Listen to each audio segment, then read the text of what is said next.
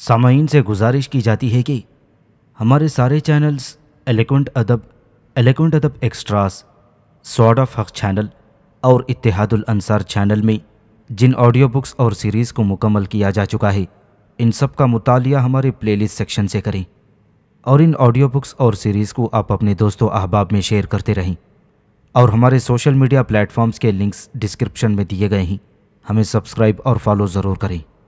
جزاک اللہ۔ بسم اللہ الرحمن الرحیم۔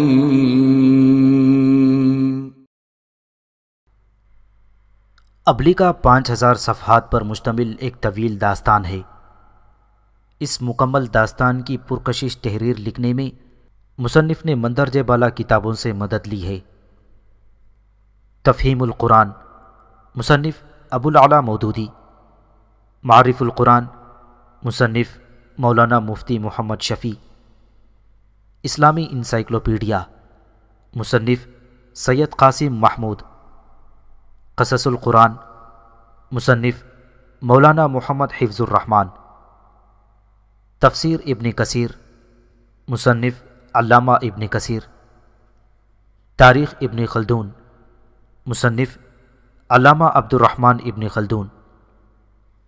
طبقات ابن سعد، مصنف علامہ محمد بن سعد۔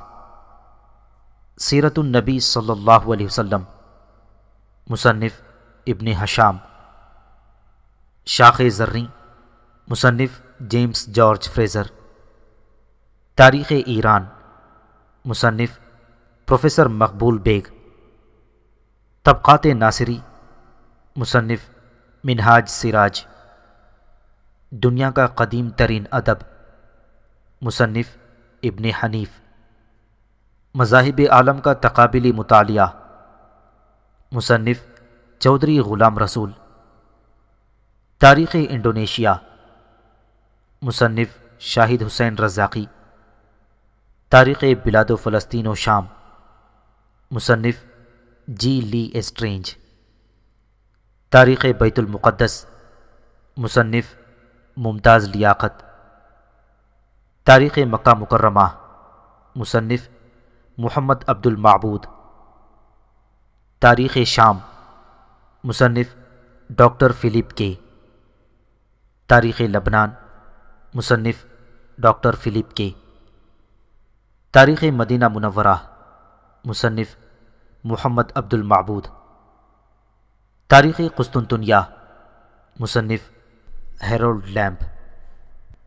توریت اور انجیل، the Roman Empire, author Stuart Jones.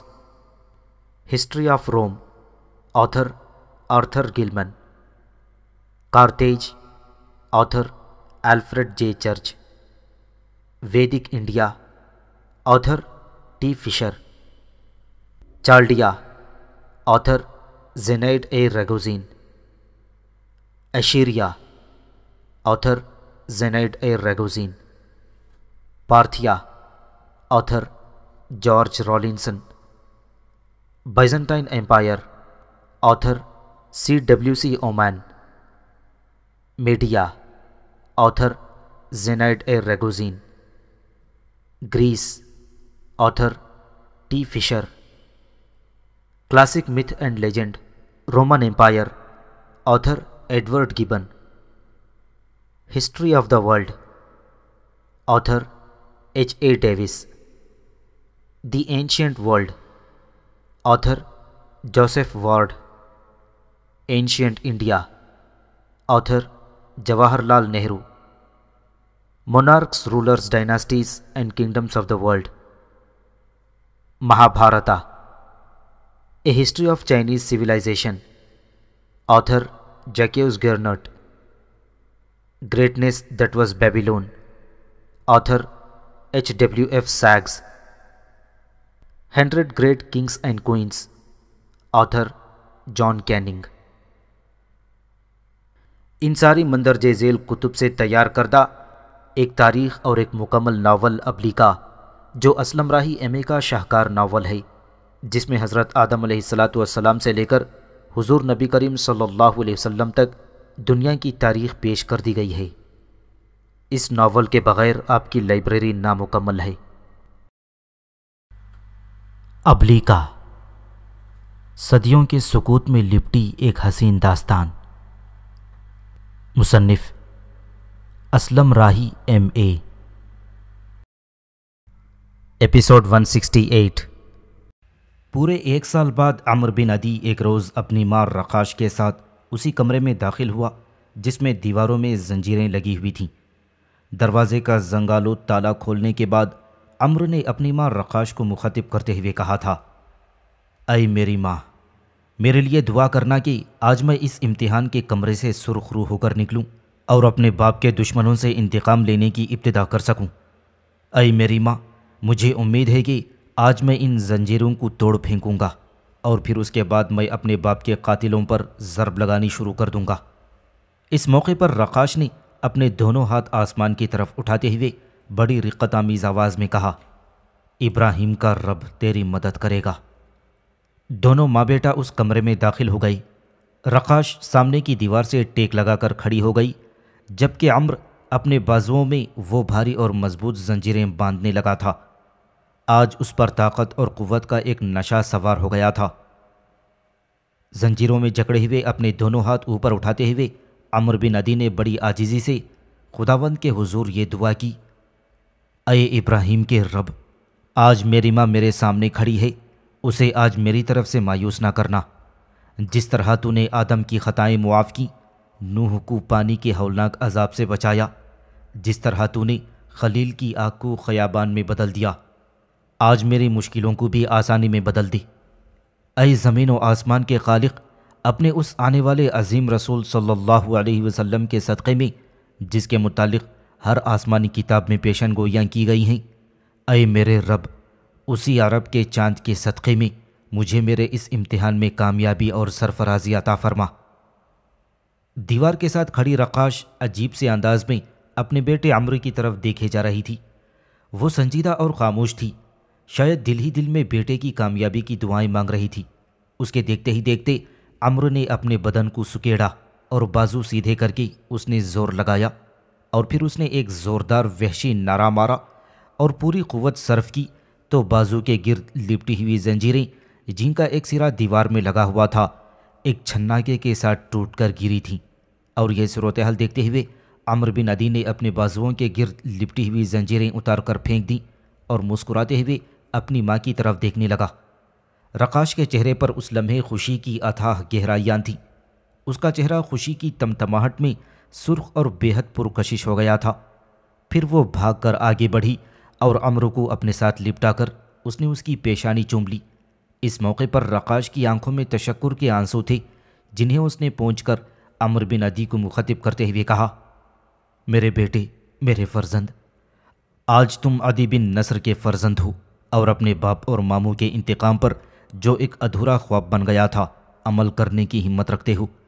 اب میں تم سے وہ سارے راز کہہ دوں گی جو برسوں سے میں اپنے سینے میں چھپائے ہوئے ہوں، اور یہ راز ایسے ہیں کہ میرے بیٹے جو میرے دل میں تپتے صحرا کی سی تپش اور حدت پیدا کر دیتے ہیں۔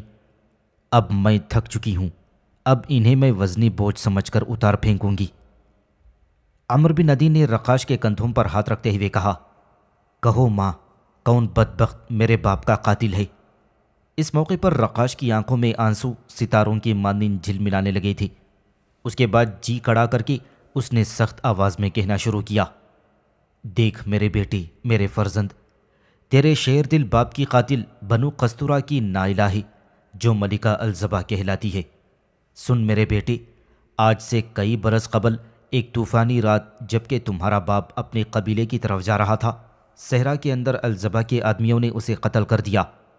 وہ اکیلا تھا اور دشمن 20 سے بھی زائد تھی، لیکن وہ شیر کی طرح جم کر ان کے سامنے لڑتا رہا اور وہ اکیلا تھا سو قتل ہو گیا۔ یہ کہتے ہوئے صحرا کے اس حصے میں رقاش سسک سسک کر رو پڑی اور اپنی بات مکمل نہ کر سکی۔ اپنی ماں کی یوں بے بسی دیکھ کر عمرو بن عدی کی آنکھوں سے بھی آنسو بہہ نکلے تھے۔ پھر اس نے لرزتی ہوئی کھولتی آواز میں پوچھا، اے میری ماں، میرے باپ کی قبر کہاں ہے؟ رقاش بڑی مشکل سے اپنے آپ کو سنبھال کر کہنے لگی، اس کا تعلق بنو ایاد سے تھا، صحراؤں اور نخلستانوں کے لوگ آج بھی اس کی بہادری اور شجاعت کی داستانیں ایک دوسرے سے کہتے ہیں۔ بنو قستورہ کی ملکہ الزبا اس سے شادی کرنا چاہتی تھی، لیکن تمہارے باپ نے انکار کر دیا تھا۔ انتقاماً الزبا نے اسے قتل کروا دیا۔ اور سنو میرے بیٹے، اس صحرا کے اندر ایک اور لڑکی بھی تمہارے باپ سے محبت کرتی تھی۔ وہ کوئی خانہ بدوش رقاصہ تھی۔ میں نے اسے دیکھا تو نہیں، پر سنا ہے کہ وہ پاگل ہو چکی ہے، اور اب اپنے قبیلے کے ساتھ وہ مستقل تمہارے باپ کی قبر کے پاس آباد ہے۔ اپنے آنسو خشک کرتے ہوئے عمرو بن عدی چھاتی تانتے ہوئے کہنے لگا، سن میری ماں، میں ملکہ الزبا سے ایسا انتقام لوں گا کہ صحراؤں اور نخلستانوں کے لوگ جان جائیں گے کہ بنو ایاد کے عدی بن نصر کا بیٹا بزدل نہ تھا، اور وہ اپنے باپ کا انتقام اور حساب چکانے کی ہمت اور جرأت رکھتا ہے۔ بتاؤ میری ماں، بنو ایاد میں میرے باپ کی کیا حیثیت تھی؟ رقاش نے اپنی سیاہ قبا سے اپنے آنسو پوچھتے ہوئے کہا، سن میرے بچے، اس کا باپ بنو ایاد کا سردار تھا، وہ مر چکا ہے، اور اب تیرے باپ عدی کا ماموں بنو ایاد کا سردار ہے۔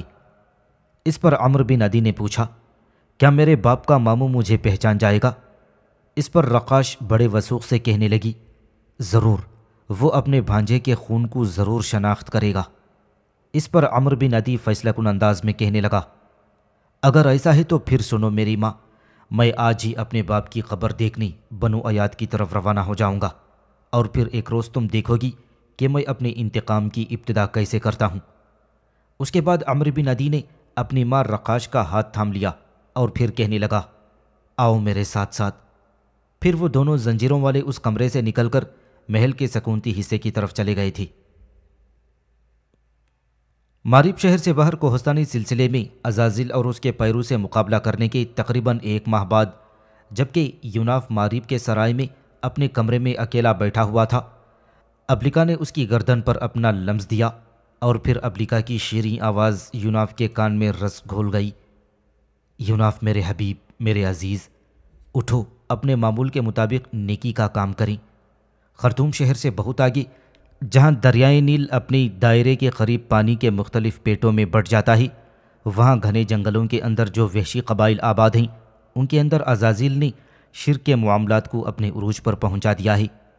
میں پہلے ہی تمہیں بتا چکی ہوں کہ وہاں ایک کوہستانی سلسلے کی ایک لمبی اور وسیع کجا کے اندر عزازیل نے پیرو کو رکھا ہوا ہے، اور ہر سال اس وحشی قبیلے کے لوگ اپنی ایک لڑکی کو خوب بناؤ سنگھار کر کے اس غار میں داخل کرتے ہیں، اور وہ لڑکی 1 سال تک پیرو کے پاس رہتی ہے۔ اب چند ہی ہفتوں بعد قبیلے کے سردار کی بیٹی کا نمبر آنے والا ہے، اور اسے وحشی قبائل کے لوگ بناؤ سنگھار کر کے پیرو کو پیش کریں گے۔ سردار کی اس لڑکی کا نام ملیتا ہے، اور یوں جانو کہ وہ بے حد حسین اور جمیل ہے۔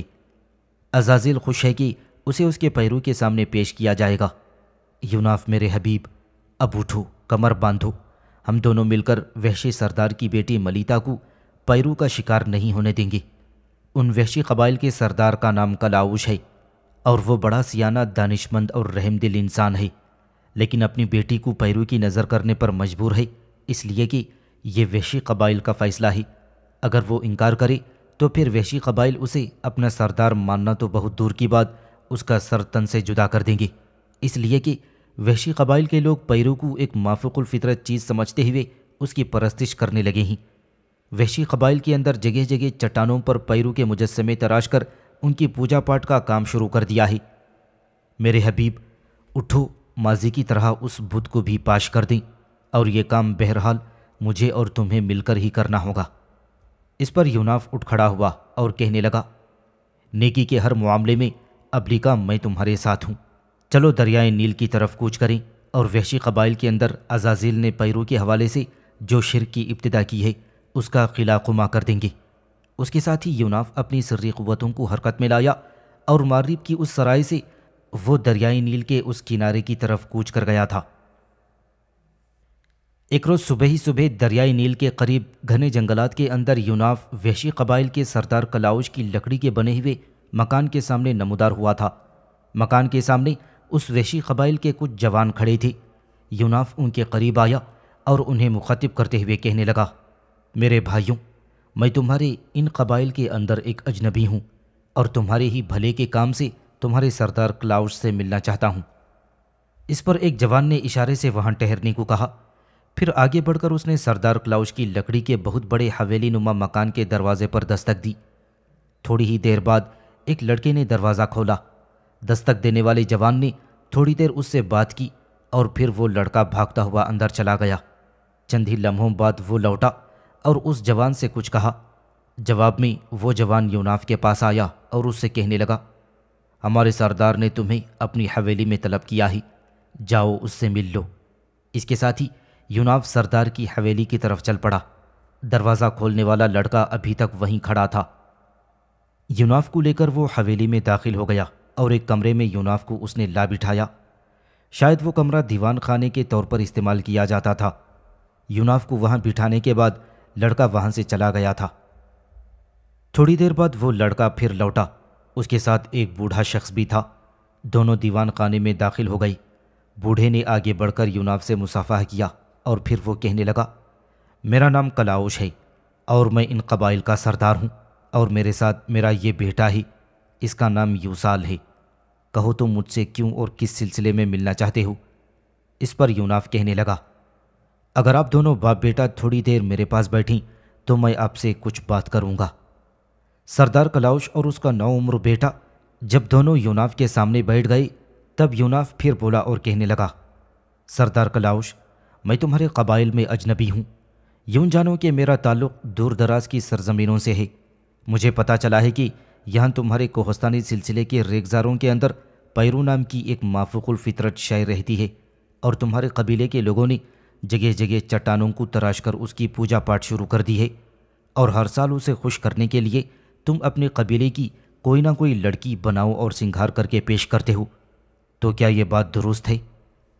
اس پر کلاؤش نے حیرت سے یوناف کی طرف دیکھتے ہوئے دھیمی سی رازدارانہ سی آواز میں کہا، یہ درست ہے اجنبی، پر آہستہ بولو۔ اگر اس پیرو کو میری اور تمہاری گفتگو کا علم ہو گیا تو تمہارے ساتھ میں بھی اور میرے گھر کے دوسرے دونوں افراد بھی موت کے گھاٹ اتار دیے جائیں گے۔ یہ پیرو مافوق الفطرت مخلوق ہے اور اس کا مقابلہ کرنا انسانوں کے بس کا روگ نہیں۔ اس پر یوناف اس کی ڈھارس بنداتے ہوئے پوچھنے لگا تھا، سنو سردار کلاؤش، مجھے یہ بھی پتہ چلا ہے کہ اس بار پیرو کو پیش کرنے کے لیے تمہاری بیٹی کا نمبر آ رہا ہے۔ کیا تم اپنی مرضی اپنی خوشی سے اپنی بیٹی کو پیرو کے پاس بھیجنا چاہتے ہو؟ اور کیا اس میں تمہاری اپنی بیٹی کی رضامندی بھی شامل ہے؟ اور کیا تمہارا بیٹا یوسال بھی چاہتا ہے کہ ایسا ہی ہو؟ اس پر کلاؤش گہری سوچوں میں کھو گیا تھا۔ اس کے چہرے پر خوف و ہراس کے آثار نمودار ہو گئی اور وہ اس سلسلے میں کچھ کہنا چاہتا تھا پر کہہ نہیں پا رہا تھا۔ تو یوناف نے اس کا پھر حوصلہ بڑھایا اور کہنے لگا، سردار کلاؤش، جو کچھ تمہارے دل اور ضمیر کی آواز ہے وہ مجھ سے کہہ دو۔ یاد رکھو، جب تک میں یہاں ہوں یہ پیرو تمہارا کچھ نہیں بگاڑ سکتا، اور اگر تم اپنی بیٹی کو پیرو کو پیش نہیں کرنا چاہتے ہو تو سن رکھو، ایسے کئی پیرو آ جائیں تب بھی وہ تمہاری بیٹی کو تم سے زبردستی نہیں چھین سکتے۔ میں اس پیرو کا مقابلہ کروں گا اور تمہاری بیٹی کو اس کی نظر نہیں ہونے دوں گا، اور پھر یہ جو پیرو کے تمہارے قبیلے کے اندر جگہ جگہ بت بنائے گئے ہیں اور ان کی پوجا پاٹ شروع کی گئی ہے، میں ان کا بھی خاتمہ کرنا چاہتا ہوں۔ اس پر سردار کلاؤش بولا اور کہنے لگا، سن اجنبی، نہ میں نہ میری بیٹی اور نہ میرا بیٹا یوسال چاہتے ہیں کہ میری بیٹی کو پیرو کی نظر کیا جائے۔ یہ سب کچھ مجبوری اور جبر کے تحت کیا جا رہا ہے۔ اگر ہم ایسا نہیں کریں گے تو قبیلے والے ہم تینوں کا خاتمہ کر دیں گے۔ میں تمہیں یہ بھی بتا دوں کہ ہم گھر کے 3 ہی افراد ہیں، میں، میرا بیٹا یوسال اور میری بیٹی ملیتا۔ اس کام کو تبھی روکا جا سکتا ہے کہ جب کوئی اس پیرو کو اپنے سامنے زیر اور مغلوب کر دے، پر ایسا ناممکن ہے، اس لیے کہ پیرو کے غار میں کوئی داخل ہونے کی جرت نہیں کرتا۔ شروع میں میرے قبیلے کے لوگ پیرو کی طرف مائل نہیں تھے اور انہوں نے فردن فردن اور گروہوں کی شکل میں غار میں داخل ہو کر پیرو کا مقابلہ کرنا چاہا تھا، لیکن پیرو نے ان سب کا خاتمہ کر دیا اور ان سب کی ہڈیاں تک چبا کر رکھ دیں۔ یہ صورتحال دیکھتے ہوئے میرے قبیلے والوں نے اسے اپنا دیوتا تسلیم کر لیا۔ اب اس کے بت بنا کر اس کی پوجا پاٹ کی جاتی ہے، لہٰذا میرے لوگ عقیدتاً اب پیرو کے حق میں ہو چکے ہیں، اور اس عقیدے کو اس وقت تک ختم نہیں کیا جا سکتا جب تک کہ پیرو کا خاتمہ نہ کر دیا جائے، یا کم از کم کوئی شخص پیرو کے غار میں داخل ہونے کے بعد زندہ سلامت باہر لوٹ کر نہیں آتا۔ اس پر یوناف جھٹ سے بولا اور کہنے لگا، سردار کلاؤش، یہ کام میں کروں گا۔ میں پیرو کو ختم کرنے کا وعدہ تو تمہارے ساتھ نہیں کرتا، لیکن میں تمہارے ساتھ یہ وعدہ کرتا ہوں کہ تمہارے سارے قبیلے کے لوگوں کی موجودگی میں پیرو کے غار میں داخل ہوں گا اور اس کا مقابلہ کروں گا، بلکہ یوں جانو کہ اسے اپنے سامنے زیر کر دوں گا اور زندہ سلامت غار سے باہر نکال لوں گا۔ اس پر سردار کلاؤش بے پناہ خوشی کا اظہار کرتے ہوئے کہنے لگا، دیکھو اجنبی نوجوان، تو اگر ایسا کر گزرے تو پھر لوگ آپ سے اس پیرو کے بتوں کو توڑ دیں گے اور اس کی پوجا ترک کر دیں گے، اور اگر تو ایسا کر گزرے تو دیکھ، میں اپنی بیٹی ملیتا کو تم سے بیاہ دوں گا، اور وہ ایسی ہے کہ پورے قبائل میں خوبصورتی اور حسن میں اس کی کوئی مثال نہیں۔ تم یہیں بیٹھو، میں ملیتا کو بلاتا ہوں اور اس سے تمہیں ملاتا ہوں۔ پھر سردار کلاؤش نے اپنے پہلو میں بیٹھے ہوئے اپنے بیٹے یوسال کو مخاطب کرتے ہوئے کہا کہ بیٹے ملیتا کو بلا کر لا۔ اس پر یوسال اٹھا اور بھاگتا ہوا باہر چلا گیا تھا۔ تھوڑی دیر کے بعد ہی یوسال اپنی بہن ملیتا کو اپنے ساتھ لے کر آیا۔ وہ لڑکی دیوان خانے میں داخل ہوئی اور یوناف کے سامنے آن کھڑی ہو گئی۔ یوناف نے دیکھا، وہ نو عمر اور خوب دراز قد تھی۔ وہ صبحوں کی صباحت اور سحر کے گیتوں جیسی حسین، آرزوؤں کے اسم اعظم، منزل کے نشان جیسی پرکشش اور ازل کے اسرار اور ابد کے رموز جیسی خوبصورت تھی۔ اس کے ہونٹوں کے سرور میں صبح کے پھولوں کے رس، اس کی پیشانی کی چمک میں چاند کی نرم زو، اس کے ریشم جیسے گلابی رخساروں میں سیلاب جمال اور آنکھوں کے طلسم رنگ و آہنگ میں شباب کے مغلوب کرتے آثار جوش مار رہی تھی۔ مجموعی طور پر وہ لڑکی زمزموں کی ساحری، قمقموں کی زوفشانی، لذتوں کی نگہت، عشرت گاہوں کا رنگ اور محبتوں کی ایک ناقابل فراموش یاد تھی۔ کلاؤش کے کہنے پر ملیتا کلاؤش کے پہلو میں بیٹھ گئی۔ پھر بڑے نرم لہجے میں کلاؤش نے اسے اس ساری گفتگو سے آگاہ کر دیا تھا جو اس سے پہلے اس کے اور یوناف کے درمیان ہوئی تھی۔ یہ ساری گفتگو سننے کے بعد ملیتا نے میٹھی میٹھی نگاہوں سے یوناف کی طرف دیکھا۔ پھر وہ اپنے لہجے کی شیرینی، تبسم کی نرمی اور طلسماتی جھنکار کے سے انداز میں یوناف کو مخاطب کرتے ہوئے کہنے لگی، اے اجنبی نوجوان، میں نہیں جانتی تو کون ہے، تیرا تعلق کس سرزمین سے ہے، تاہم اگر تو مجھے پیرو نامی اس دیوتا کی ستم آرائی سے نجات دلائی تو میں سمجھوں گی کہ تو نے مجھ پر بہت بڑا احسان کیا ہے۔ اس پر یوناف بولا اور کہنے لگا، میرا نام یوناف ہے، میں دور دراز کی سرزمینوں کا رہنے والا ہوں اور تمہارے ساتھ عہد کرتا ہوں کہ میں تمہیں اس پیرو سے ضرور نجات دلاؤں گا۔ اس پر وحشی قبائل کا سردار کلاؤش اپنی جگہ سے اٹھ کھڑا ہوا تھا اور پھر کہنے لگا، دیکھو میرے محترم اور معزز مہمان، تو یہاں میری بیٹی ملیتا اور بیٹے یوسال کے پاس بیٹھ۔ جو پیشکش تو نے کی ہے میں اپنے قبیلے کے لوگوں سے بات کر کے آتا ہوں، پھر تجھے اپنے آخری فیصلے سے آگاہ کرتا ہوں۔ اس کے ساتھ ہی سردار کلاؤش اس کمرے سے نکل گیا تھا۔ تھوڑی ہی دیر بعد کلاؤش لوٹا اور یوناف کے سامنے بیٹھ گیا۔ یوناف نے اس کا جائزہ لیا، اس کے چہرے پر خوشی اور اطمینان کے آثار تھے۔ پھر کلاؤش بولا اور کہنے لگا، سنو میرے معزز مہمان، میں قبیلے کے سرکردہ لوگوں سے بات کر کے آ رہا ہوں۔ ان کا کہنا ہے کہ وہ اجنبی پیرو سے نمٹنے کی پیشکش کرتا ہے۔ اگر وہ پیرو کے غار میں داخل ہونے کے بعد زندہ بچ کر باہر نکلا، یا اس نے پیرو کا خاتمہ کر دیا، یا پھر یہ کہ اس نے پیرو کو اپنے سامنے زیر کر لیا، تو ہم آئندہ پیرو کو اپنے قبیلے کی لڑکی پیش نہیں کریں گے اور نہ ہی اس کے بت بنا کر اس کی پوجا پاٹ یا پرستش کا اہتمام کریں گے۔ لیکن ساتھ ہی بستی کے سرکردہ لوگوں کا یہ بھی کہنا ہے کہ وہ نوجوان آج ہی ہم سب کی موجودگی میں غار کے اندر داخل ہونے کا مظاہرہ کرے گا۔ اس پر یوناف اپنی جگہ پر اٹھ کھڑا ہوا اور کہنے لگا، سنو سردار، میں چلتا ہوں اور تمہارے سب لوگوں کی موجودگی میں غار میں داخل ہو جاتا ہوں۔ یوناف کا جواب سن کر سردار کلاؤش خوش ہو گیا تھا۔ حسین ملیتا اور اس کے بھائی یوسال کے چہرے پر بھی خوشی کے جذبے بکھر گئے تھے۔ پھر وہ تینوں یوناف کو لے کر اپنے مکان سے باہر نکل گئے۔ مکان سے باہر نکلنے کے بعد یوناف کو شاید کوئی بات یاد آ گئی۔ وہ مڑا اور حسین ملیتا کی طرف دیکھتے ہوئے کہنے لگا، کیا ایسا ممکن نہیں کہ مجھے تمہارے یہاں سے جلی ہوئی لکڑی کے چند کوئلے مل جائیں؟ یہ میرے کام آ سکتے ہیں۔ اس پر ملیتا نے بڑی خوش طبعی سے کہا، کیوں نہیں، ابھی میں لکڑی کے کوئلے لے کر آتی ہوں۔ اس پر ملیتا بھاگتی ہوئی اپنے مکان میں چلی گئی اور چھوٹے سے ایک کپڑے میں باندھ کر چند کوئلے لے آئی تھی۔ یوناف نے اس سے کپڑے میں بندھے ہوئے کوئلے لے لیے اور پھر ان کے ساتھ آگے ہو لیا تھا۔ وحشی قبائل کے سردار کے کہنے پر سارے لوگ کوہستانی سلسلے کے غار کے منہ کے پاس جمع ہو گئی تھی، اور جس غار میں پیرو کو عزازیل نے رکھا تھا یوناف اس غار کے منہ پر آیا۔ اس غار کے اندرونی حصے میں اس نے کوئلوں کی مدد سے غار کی دیوار پر پیرو عزازیل دونوں کی شبیہ بنا دی۔ دونوں کی شبیہ مکمل کرنے کے بعد اس نے کوئی سر عمل بھی اس پر کر دیا تھا۔ اس کے بعد اس نے اپنے خنجر پر بھی عمل کر کے اسے نیام میں ڈال لیا تھا۔ پھر وہ اپنے کندھے پر اپنی چرمی زنبیل لٹکائے غار میں داخل ہو گیا، جبکہ وحشی قبیلے کے سب لوگ، کیا مرد، کیا عورتیں، کیا بچے، سارے ہی غار کے باہر کھڑے ہو کر بے چینی سے رونما ہونے والے حالات کا انتظار کرنے لگی تھی۔ یوناف غار میں تھوڑا سا آگے گیا تھا کہ اندر اسے کسی عورت کی ہولناک چیخ سنائی دی۔ چیخ ایسی خوفناک تھی گویا کسی عورت کا حلقوم کاٹا جا رہا ہو۔ وہ بڑی بے بسی، بڑی لاچارگی میں چیخ چلا رہی تھی۔ اس صورتحال میں یوناف نے فوراً اپنی زنبیل الٹ کر دونوں چیتوں کو نکالا، ان کی جسامت، ان کی قوت کو بڑھا کر ساتھ رکھا۔ خود اپنی بھی طاقت اور قوت اس نے 10 گنا بڑھائی تھی۔ اپنی تلوار نکال کر اس نے اپنے سامنے کر لی اور پھر وہ پہلے کی نسبت زیادہ تیزی کے ساتھ غار کے اندر آگے بڑھنے لگا تھا۔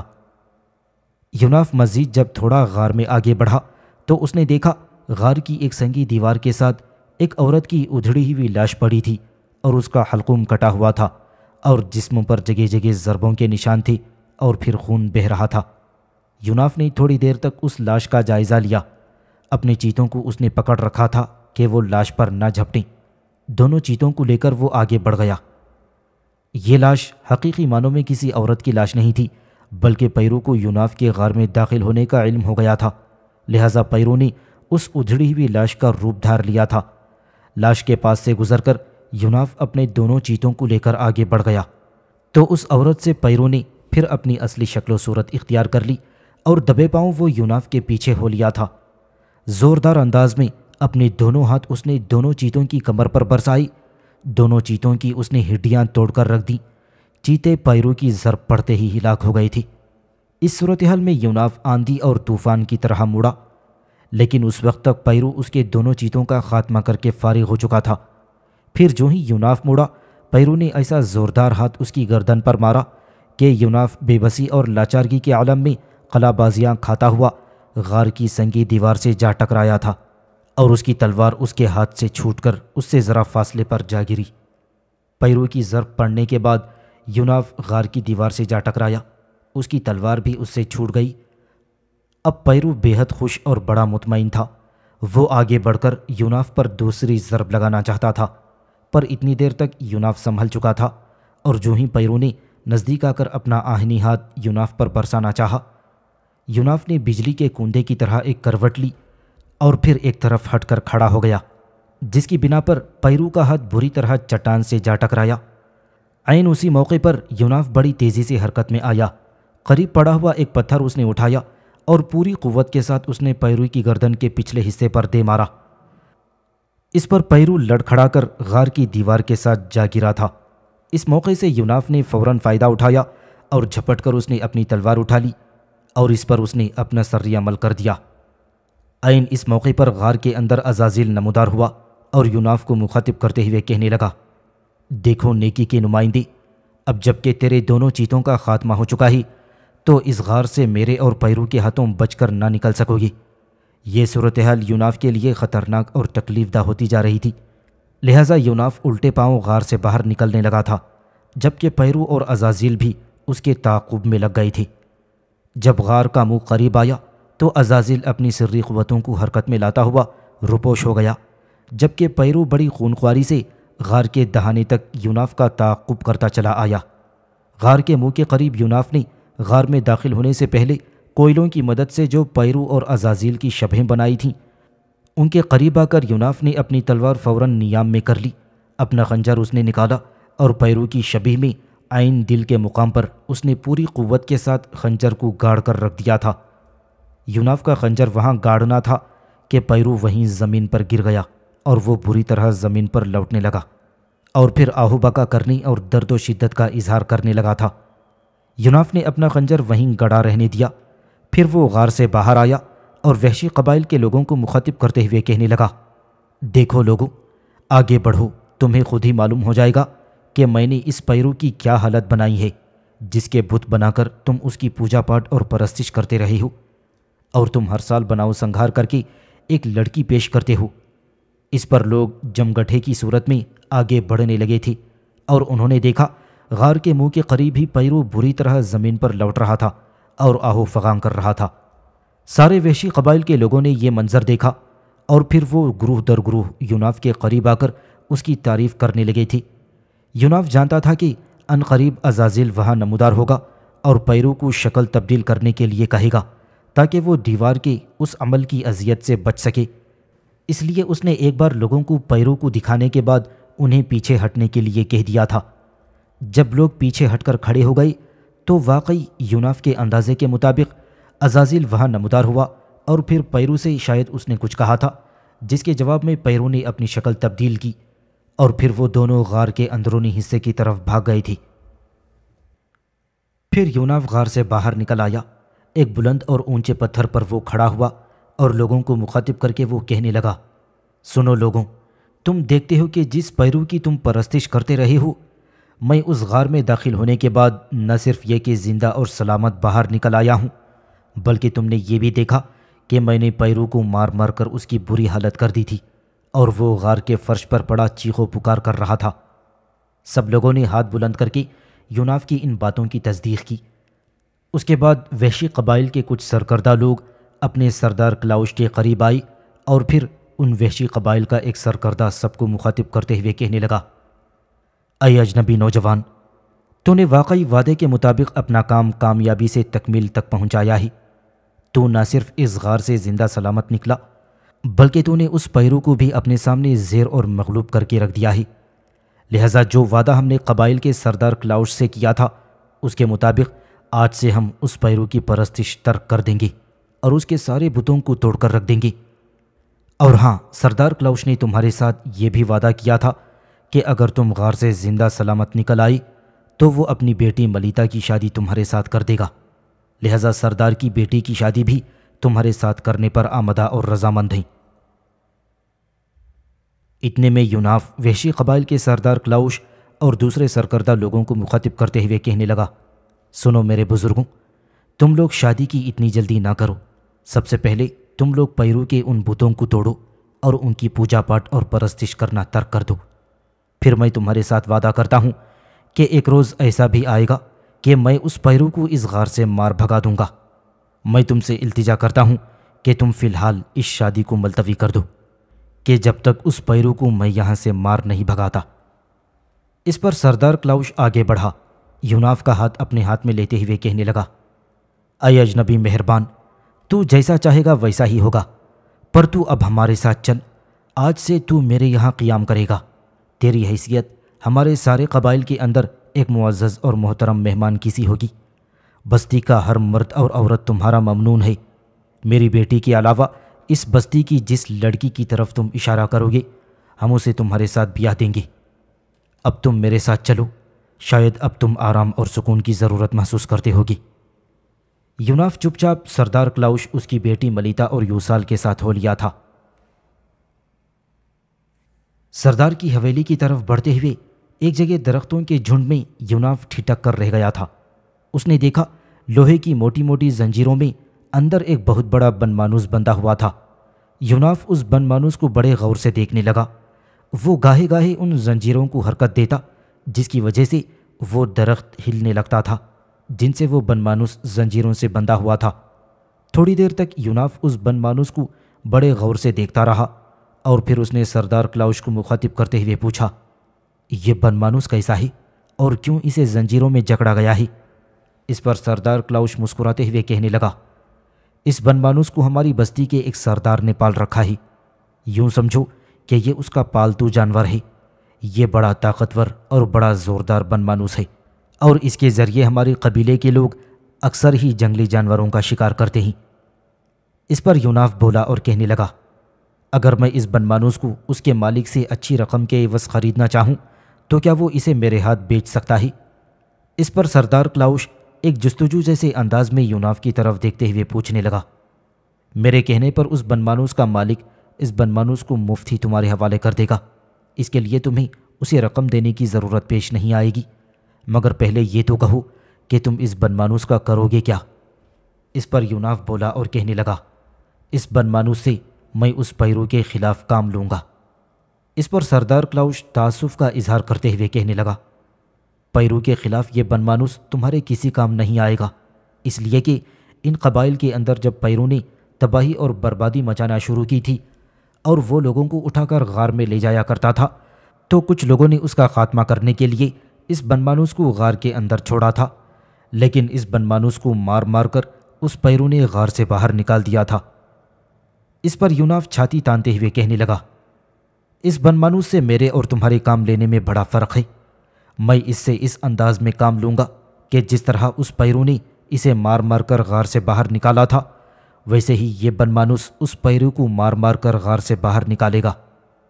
اس پر سردار کلاؤش بولا اور کہنے لگا، یہ بنمانوس ہے بڑا طاقتور، جنگلی جانوروں میں ہاتھی، گینڈے، شیر تک کو لپیٹ کر رکھ دیتا ہے۔ یہ انتہائی خونخوار ہے۔ ایک بار اس نے ایک جنگلی شیر کو مار کر اپنے دونوں ہاتھوں پر بری طرح پٹک دیا تھا۔ یہاں تک کہتے کہتے کلاؤش خاموش ہو گیا تھا، اس لیے کہ ایک شخص ان کے قریب آ کر کھڑا ہوا اور اس کی طرف اشارہ کرتے ہوئے کلاؤش پھر کہنے لگا، یہ دیکھو، اس بنمانوس کا مالک بھی آ گیا ہے۔ یوناف فوراً اسے مخاطب کرتے ہوئے کہنے لگا، کیا تم اس بنمانوس کو میرے ہاتھ فروخت کرنا پسند کرو گے؟ اس پر بنمانوس کا مالک بڑی عاجزی اور انکساری میں کہنے لگا، فروخت کرنے کی کیا ضرورت ہے؟ تم نے ہم قبائلیوں پر بڑا احسان کیا ہے، تم اسے بغیر کسی قیمت اور معاوضے کے لے جا سکتے ہو، پر تم اسے رکھو گے کہاں؟ یہ بڑا خونخوار ہے۔ میرے علاوہ عموماً یہ کسی سے مانوس بھی نہیں ہوتا، مجھے ڈر ہے کہ یہ کہیں تمہیں نقصان نہ پہنچائے۔ اس پر یوناف بولا اور کہنے لگا، یہ مجھے کیسے اور کیوں کر نقصان پہنچائے گا؟ پھر یوناف اپنی سری قوتوں کو حرکت میں لایا، اپنی نگاہیں اس بنمانوس کی نگاہوں میں ڈال کر عجیب سی روشنی ڈالی تھی۔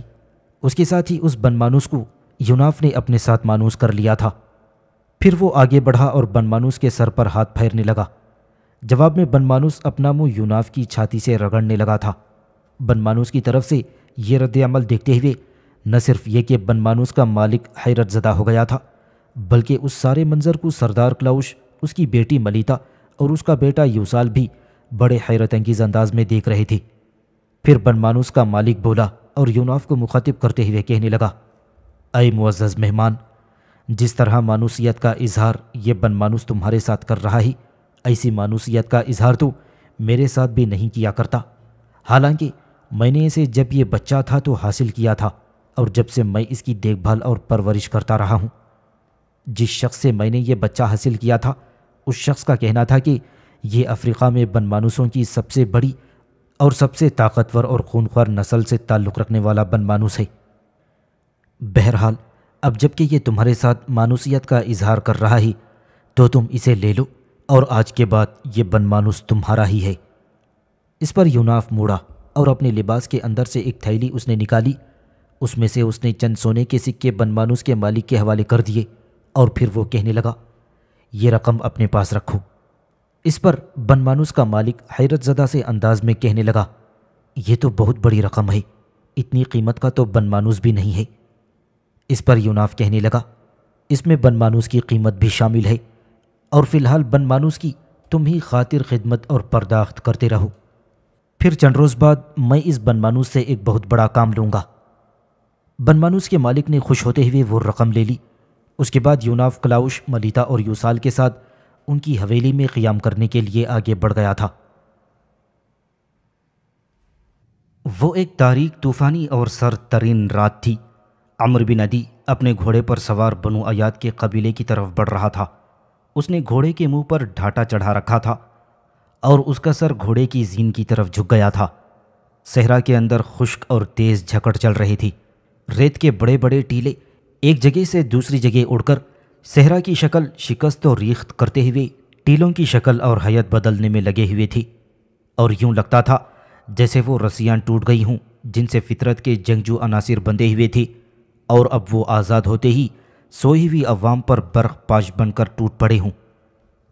فضا کے اندر اڑتے ریگزاروں کی ایک چادر سی تن گئی تھی، کچھ اس طرح جیسے پورا صحرا آسمان کی طرف پرواز کرنا شروع ہو گیا ہو۔ تاہم عمرو بن عدی صحرا کی اس ہولناکی کو نظر انداز کرتے ہوئے چیل کی طرح اپنی منزل کی طرف اڑا جا رہا تھا۔ بنو عیاد کی بستیوں کے قریب جا کر عمرو بن عدی کو خوشی اور اطمینان کا احساس ہوا، اس لیے کہ وہاں تک جاتے جاتے ریت کا طوفان تھم گیا تھا۔ یوں لگتا تھا جیسے پوری کائنات پرسکون ہو کر رہ گئی ہو۔ تھوڑا سا اور آگے جانے کے بعد اب عمرو بن عدی کے سامنے بنو عیاد کے حسین نخلستان، وسیع کھیتیاں پھیلی ہوئی تھیں۔ پھر بنو عیاد کی مرکزی بستی کے قریب جا کر عمرو بن عدی جیسے چونک سا پڑا، کچھ اس طرح گویا اس کے کانوں میں کسی نے رس گھولتی ہوئی آواز ڈال دی ہو۔ اس آواز کو سننے کے لیے عمرو بن عدی نے کاند کے گرد اپنا ہاتھ جما کر بڑے غور سے کچھ سننے کی کوشش کی۔ وہی آوازیں اب پہلے کی نسبت زیادہ صوتی آہنگ کے ساتھ اس کی سماعت سے ٹکرائیں۔ تنبورے کی دلپسند نغمگی سے بھرپور آواز جس میں سوز، پکار اور گھلاوٹ تھی، صحرا کے اندر خوشبو کی طرح اڑتی ہوئی عمرو بن عدی کو سنائی دی تھی۔ عمرو نے آواز کی سمت گھوڑے کو ایک ایڑ لگائی اور اسے سر پر دوڑا دیا تھا۔ تھوڑی دیر بعد وہ خیموں کے ایک شہر میں داخل ہو رہا تھا۔ یہ اسی خانہ بدوش قبیلے کے خیمے تھی جس کی لڑکی ربیہ کبھی عمرو کے باپ عدی بن نصر سے محبت کرتی تھی، اور اس قبیلے نے بنو عیاد کی سرزمین میں مستقلاً پڑاؤ کر لیا تھا۔ ربیہ جو پاگل ہو چکی تھی اب ہر وقت عدی بن نصر کی قبر کے گرد طواف کرتی رہتی۔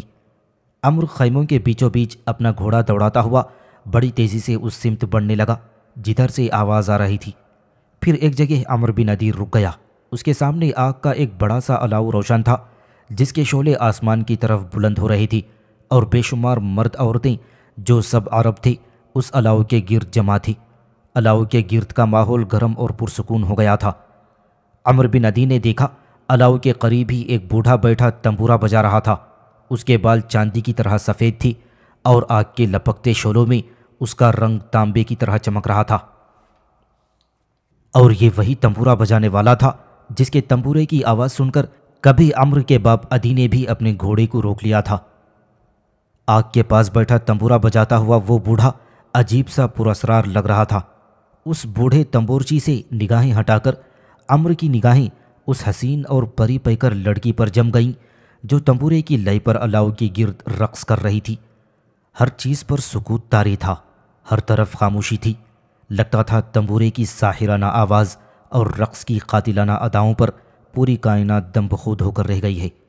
عمرو بن عدی اپنے گھوڑے سے اتر پڑا اور ایک کھجور کے تنے سے ٹیک لگا کر کھڑا ہو گیا تھا۔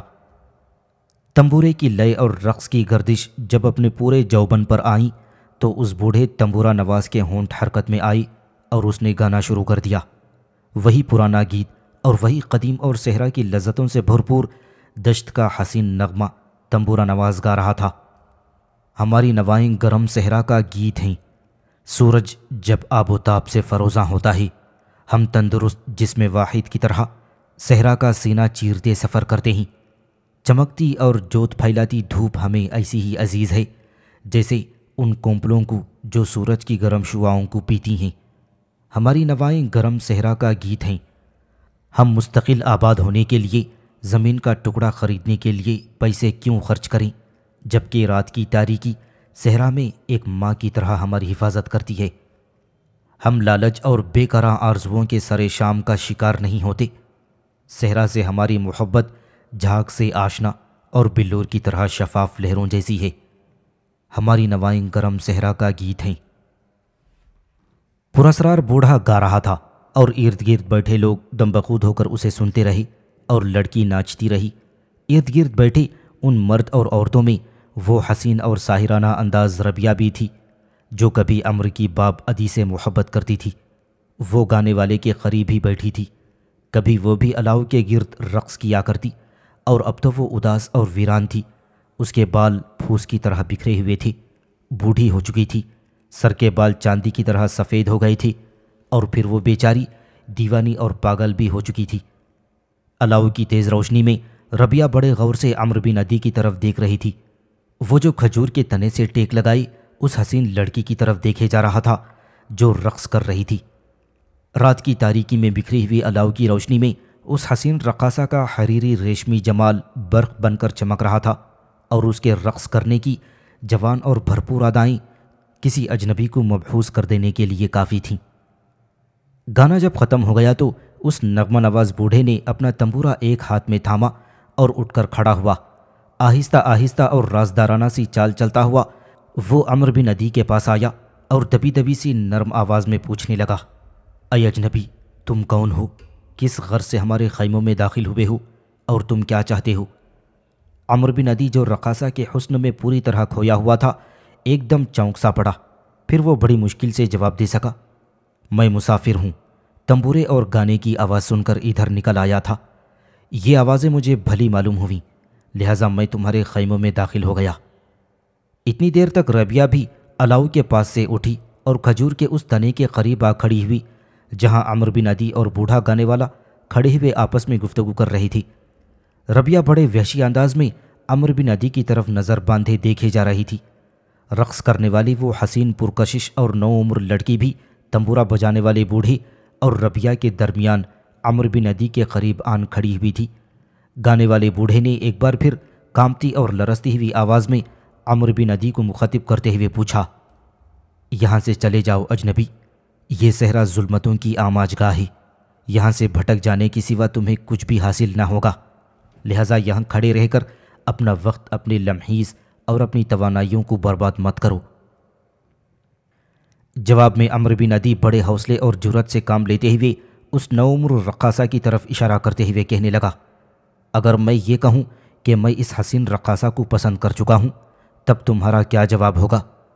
اس پر بوڑھے گانے والے نے اپنے دونوں کانوں میں انگلیاں ٹھوس لیں اور وہ بری طرح زور سے چلایا، نہیں نہیں اجنبی، ایسا نہیں ہو سکتا، یہ گمراہ کن خیال ہے، اسے ترک کر دو اجنبی، اس ارادے کو جھٹک دو، یہ ایک ایسا ارادہ ہے جو کسی روز تمہاری جان پر بوجھ بھی بن سکتا ہے، جاؤ اجنبی، چلے جاؤ یہاں سے۔ اس پر عمرو نے اپنی تلوار کے دستے پر ہاتھ رکھتے ہوئے کہا، تمہارے قبیلے میں اگر کوئی ایسا نوجوان ہو جو اس لڑکی پر اپنا حق تسلیم کرتا ہو تو اس سے کہو کہ تیغ زن ہو کر میرا سامنا کرے، اور پھر دونوں میں سے جو زندہ رہی رقاصہ اسی کی ہو کر رہے گی۔ اس پر اس بیچارے گانے والے نے بھاری اور مغموم سی آواز میں کہا، تم غلط فیصلہ کر رہے ہو، سنو اجنبی، آج سے 19 برس پہلے بھی بالکل تم جیسا ایک نوجوان اس خانہ بدوش قبیلے میں داخل ہوا تھا جس کا نام عدی بن نصر تھا۔ اور پھر گانے والے نے ربیہ کی طرف اشارہ کیا، ہمارے قبیلے کی اس لڑکی کو پسند کر بیٹھا۔ اے اجنبی، وہ رات بھی ایسی ہی طوفانی اور سرد تھی جب دریائے فرات کے کنارے وہ حسین اور طاقتور اجنبی جوان ہمارے پڑاؤ میں داخل ہوا تھا۔ اس وقت یہ جو اب پاگل ہو گئی ہے بالکل آج کی طرح الاؤ کے گرد رقص کر رہی تھی، اور وہ اجنبی اسے پسند کر بیٹھا۔ پر سنو اجنبی، اس سلگتے صحرا کے اندر ان دونوں کی محبت شاید پسند نہ کی گئی اور ملکہ الزبا نے دھوکے سے صحرا کے اندر اسے قتل کروا دیا، اور اس کی جدائی میں یہ ربیہ بیچاری پاگل ہو گئی۔ گانے والا شاید کچھ اور بھی کہتا، پر پاگل ربیہ زور زور سے چیخیں مارتی ہوئی ایک طرف بھاگی اور پھر ایک کچی قبر پر بیٹھ کر زار و قطار رونے لگی۔ گانے والے نے پھر بڑے دکھ اور غم کا اظہار کرتے ہوئے کہا، دیکھا تم نے اے اجنبی، وہ قبر جس پر بیٹھ کر ربیہ رونے لگی ہے وہ اس کے محبوب کی قبر ہے جسے سنگ دل ملکہ الزبا نے قتل کرا دیا تھا۔ اس موقع پر کئی اور لوگ بھی عمرو بن عدی کے گرد آ کر جمع ہو گئے تھے۔ عمرو نے بھاری اور غمگین آواز میں پوچھا، کیا وہ اجنبی جس کا تم نے ذکر کیا ہے اور جس کا نام تم نے عدی بن نصر بتایا ہے بنو ایاد کے سردار کا بیٹا تھا؟ اس پر گانے والے نے چونک کر کہا، ہاں، بنو ایاد کے سردار کا بیٹا تھا، پر تم اسے کیسے اور کیوں کر جانتے ہو؟ عمرو بن عدی اداس ہو کر خلاؤں میں کھو کر رہ گیا تھا۔ پھر روتی ہوئی آواز میں اس نے جواب دیا، دیکھ گانے والے بوڑھے، میں اسے برسوں سے جانتا ہوں، میرا اس کا ایسا ناطہ ہے جس سے بڑھ کر دنیا میں کوئی مضبوط اور پائیدار رشتہ نہیں ہو سکتا۔ اس پر گانے والے نے بڑی پریشانی اور حیرت میں پوچھا، تمہاری شکل بھی بڑی حد تک عدی بن نصر سے ملتی جلتی ہے، کیا تم اس کے ہمزاد ہو یا اس کی روح اپنا انتقام لینے کی خاطر پھر اس انعام کی طرف لوٹ آئی ہے؟ جواب میں عمرو نے نفی میں سر ہلاتے ہوئے کہا، میں ایک حقیقی انسان ہوں۔ گانے والے نے پوچھا، تمہارا عدی بن نصر سے کیا رشتہ ہے؟ عمرو بن عدی کہنے لگا، میرا نام عمرو بن عدی ہے، میں عدی بن نصر کا بیٹا ہوں۔ گانے والے نے چونک کر پوچھا، میں نے سنا تھا کہ عدی نے قبیلہ ازد کے سردار جزیمہ کی بہن رقاش سے شادی کر لی تھی، تو کیا تم اسی رقاش سے ہو اور جزیمہ کے بھانجے ہو؟ جواب میں عمرو بن عدی کسی قدر مطمئن انداز میں کہنے لگا، ہاں، میری ماں کا نام رقاش ہے، میں اپنے باپ کی قبر دیکھنے اور اپنے قبیلے والوں سے ملنے آیا ہوں۔ اس کے بعد میں بنی قزطرہ کی ملکہ الزبا سے اپنے باپ کا ایسا خوفناک انتقام لوں گا کہ صحرا کا ہر ذرہ، نخلستانوں کا چپا چپا برسوں تک اس کی قہرمانیت کے گیت گائے گا۔ دیکھو میرے بزرگ، کیا تم اب بھی سمجھتے ہو کہ اس لڑکی کو پسند کر لینے سے کوئی طوفان اٹھ کھڑا ہوگا؟ یاد رکھو، میں بزدل نہیں ہوں، اور آج کے بعد تمہارے دشمن میرے دشمن ہوں گے۔ قبل اس کے کہ بوڑھا گانے والا عمرو بن عدی کی اس گفتگو کا کوئی جواب دیتا، ایک بوڑھا جس کے سر اور داڑھی کے بال میلی چاندی کی طرح سفید ہو رہے تھے، عمرو کے گرد جمع ہونے والے ہجوم سے نکلا اور بڑے اداس لہجے میں اس نے عمرو بن عدی کو مخاطب کرتے ہوئے کہا، عدی کے بیٹے، میں پاگل ربیہ کا باپ ہوں، میرا نام سمرا ہے، اور یہ لڑکی جسے تم پسند کر چکے ہو میری پوتی ہے۔ اگر تم اس سے شادی کرنا چاہتے ہو تو آج سے یہ تمہاری منصوبہ اور امانت ہے، لیکن رخصتی کے لیے میری ایک شرط ہوگی۔ اس پر عمرو بن عدی نے بے چین اور بیتاب ہو کر پوچھا، کیسی شرط ہے؟ بوڑھا فیصلہ کن انداز میں کہنے لگا، ملکہ الزبا سے عدی بن نصر کا انتقام۔ دیکھ عدی کے بیٹے، جس روز تم نے بنو قزطرہ کی ملکہ الزبا کو قتل کر دیا، اسی روز میں اپنی اس پوتی صفیہ کو تمہارے حوالے کر دوں گا اور اسے تم سے بیاہ دوں گا۔ جواب میں عمرو بن عدی اپنا ہاتھ تلوار کے دستے پر لے گیا اور غصے کی حالت میں کہنے لگا، دیکھ میرے بزرگ، اگر تم صفیہ کو مجھے نہ دو تب بھی مجھے بنو قزطرہ کی ملکہ الزبا سے اپنے عظیم باپ، اپنے شیر دل باپ کے قتل کا انتقام تو ضرور لینا ہے۔ سنو میرے بزرگ، یاد رکھو، ملکہ الزبا مجھ سے بچنے کے لیے اگر کرۂ ارض میں مغرب سے مشرق اور شمال سے جنوب کی طرف بھاگتی رہی تو بھی میں وقت کی تیز آب جو کی طرح اس کا تعاقب کر کے اسے موت کی گہری نیند سلا دوں گا۔ جواب میں بوڑھا سمرا کچھ کہنے ہی والا تھا کہ ایک ایسا شخص وہاں پہنچا جسے دیکھتے ہی لوگ فوراً ادھر ادھر ہٹ کر اسے راستہ دینے لگے تھے۔ اس کے ساتھ ایک خانہ بدوش مرد تھا جو اس کی رہنمائی کر رہا تھا۔ آنے والا وہ معزز شخص ادھیڑ عمر کا کوئی بوڑھا عرب تھا کہ جس کا سر بے کلاه اور کمر خمیدہ تھی، لیکن بوڑھا ہونے کے باوجود اس کے چہرے پر ایک رعب اور ایک جلال تھا۔ اس کی رہنمائی کرنے والا خانہ بدوش کچھ قریب آ کر عمرو بن عدی کی طرف اشارہ کرتے ہوئے کہنے لگا، یہ ہے وہ نوجوان جو عدی بن نصر کا بیٹا ہے، جس کا نام عمرو ہے۔ اس نوارد بوڑھے نے چند لمحوں تک ٹکٹکی باندھ کر عمرو بن عدی کو دیکھا اور پھر اس کی پلکیں بھیگ گئیں۔ اس نے اپنی آنکھیں بند کر لیں اور عمرو کی طرف اپنے بازو پھیلا دیے۔ پھر اس بوڑھے کی روتی بین کرتی آواز سنائی دی، عدی کے بیٹے، آگے بڑھ کر میرے گلے لگ جاؤ، میں تمہارے باپ عدی بن نصر کا ماموں اور بنو ایاد کا دوسرا سردار عطاف بن جابر ہوں۔ عمرو بن عدی بھاگ کر آگے بڑھا اور اپنے باپ کے ماموں سے لپٹ گیا، اور بوڑھے عطاف نے عمرو کی پیٹھ پر ہاتھ پھیرا اور اس کی پیشانی، اس کا منہ اور اس کے گال چومے، اور پھر وہ کہنے لگا، میں نے سنا ہے تم اپنے باپ کا انتقام لینا چاہتے ہو۔ جواب میں عمرو بن عدی اپنے مضبوط بازوؤں سے بوڑھے عطاف بن جابر کو سہارا دیتے ہوئے کہنے لگا، ہاں دادا، میں اس عیار ملکہ الزبا سے اپنے بے گناہ، اپنے عظیم باپ کا انتقام ضرور لے کر رہوں گا۔ میں اسے بتا دوں گا کہ میرے باپ کی موت کے بعد اس صحرا میں سکوت طاری نہیں ہوا، بلکہ طوفان اٹھ کھڑے ہوئے ہیں، جس کے ریگزار ملکہ الزبا کے محل میں بھی کریں گے۔ عمرو بن عدی کی اس گفتگو سے بوڑھے عطاف بن جابر کی پلکیں بھیگ کر رہ گئی تھیں۔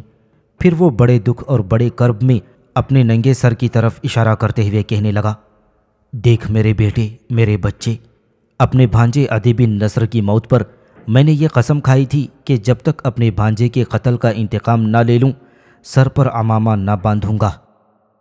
افسوس کہ میں ملکہ الزبا سے انتقام نہ لے سکا، مگر اب تو میں بوڑھا ہو چکا ہوں۔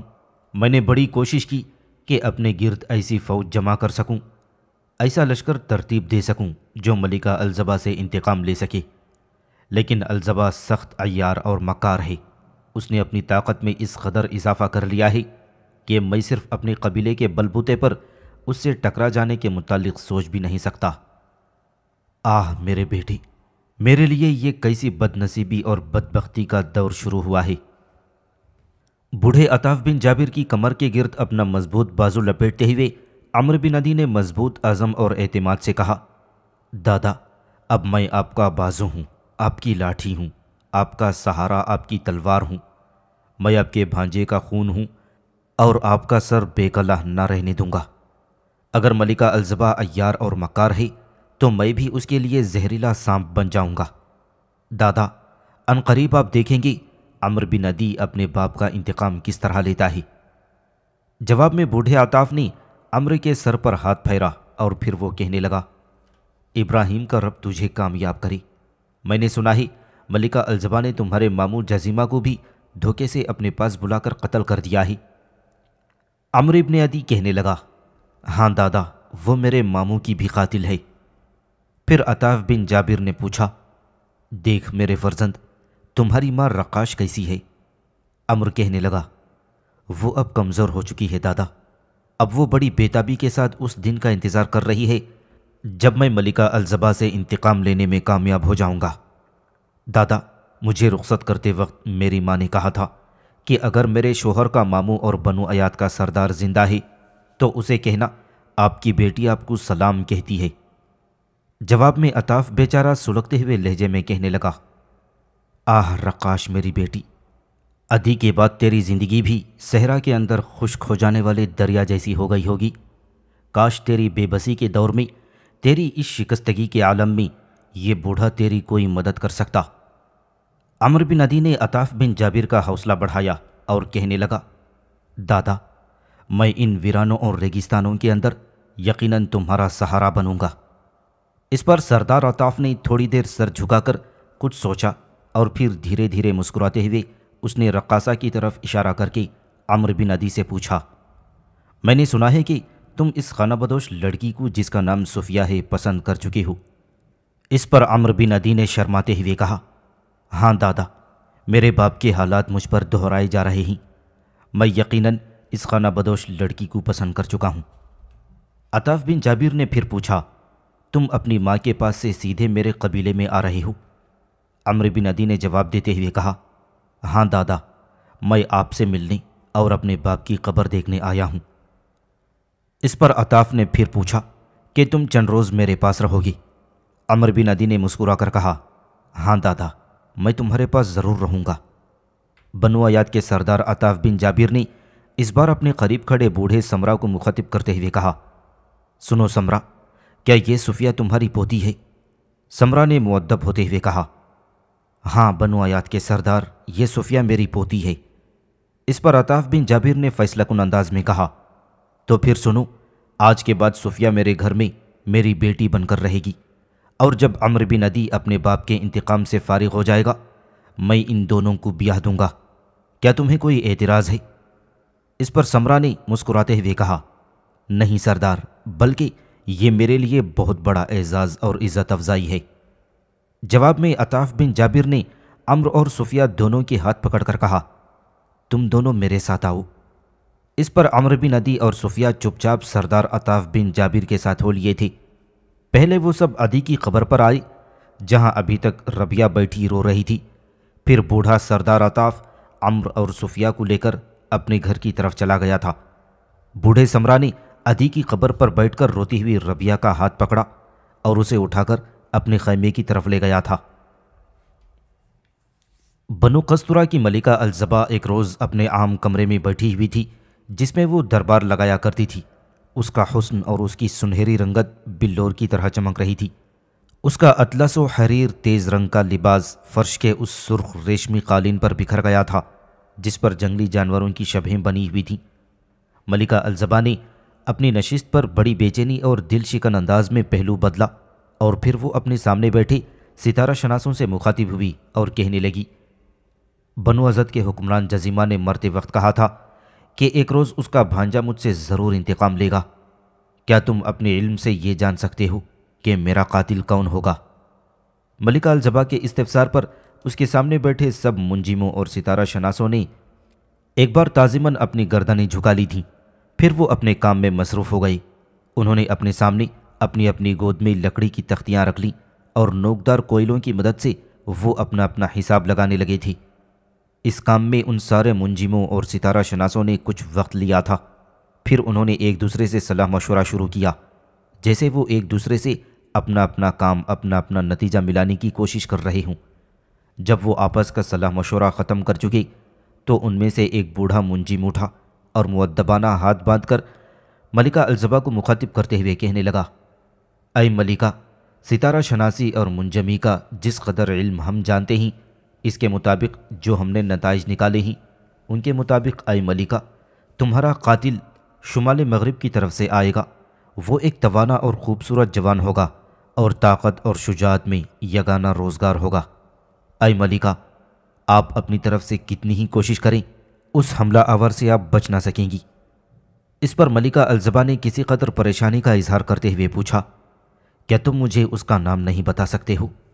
اس پر وہی منجم بولا اور کہنے لگا، ہم یقیناً اس کا نام نکال چکے ہیں اور اس کا تعلق آپ کے پرانے دشمنوں سے ہے۔ اس پر ملکہ الزبا نے کسی قدر مزید پریشانی میں پوچھا، کون پرانے دشمن؟ منجم کہنے لگا، عدی اور جزیمہ۔ الزبا نے پھر پوچھا، میرے قاتل کا ان دونوں سے کیا تعلق اور کیا رشتہ ہوگا؟ منجم کہنے لگا، وہ عدی کا بیٹا اور جزیمہ کا بھانجا ہوگا۔ ملکہ الزبا نے اس دفعہ زیادہ پریشانی میں پوچھا، کیا وہ رقاش سے ہے اور عدی کا بیٹا ہے؟ منجم نے پریشانی کے انداز میں سر کو جھکاتے ہوئے کہا، ہاں ملکہ، ایسا ہی ہے۔ ملکہ نے اس سے پوچھا، تم نے اس کا نام نہیں بتایا؟ منجم کہنے لگا، اس کا نام عمرو بن عدی ہے۔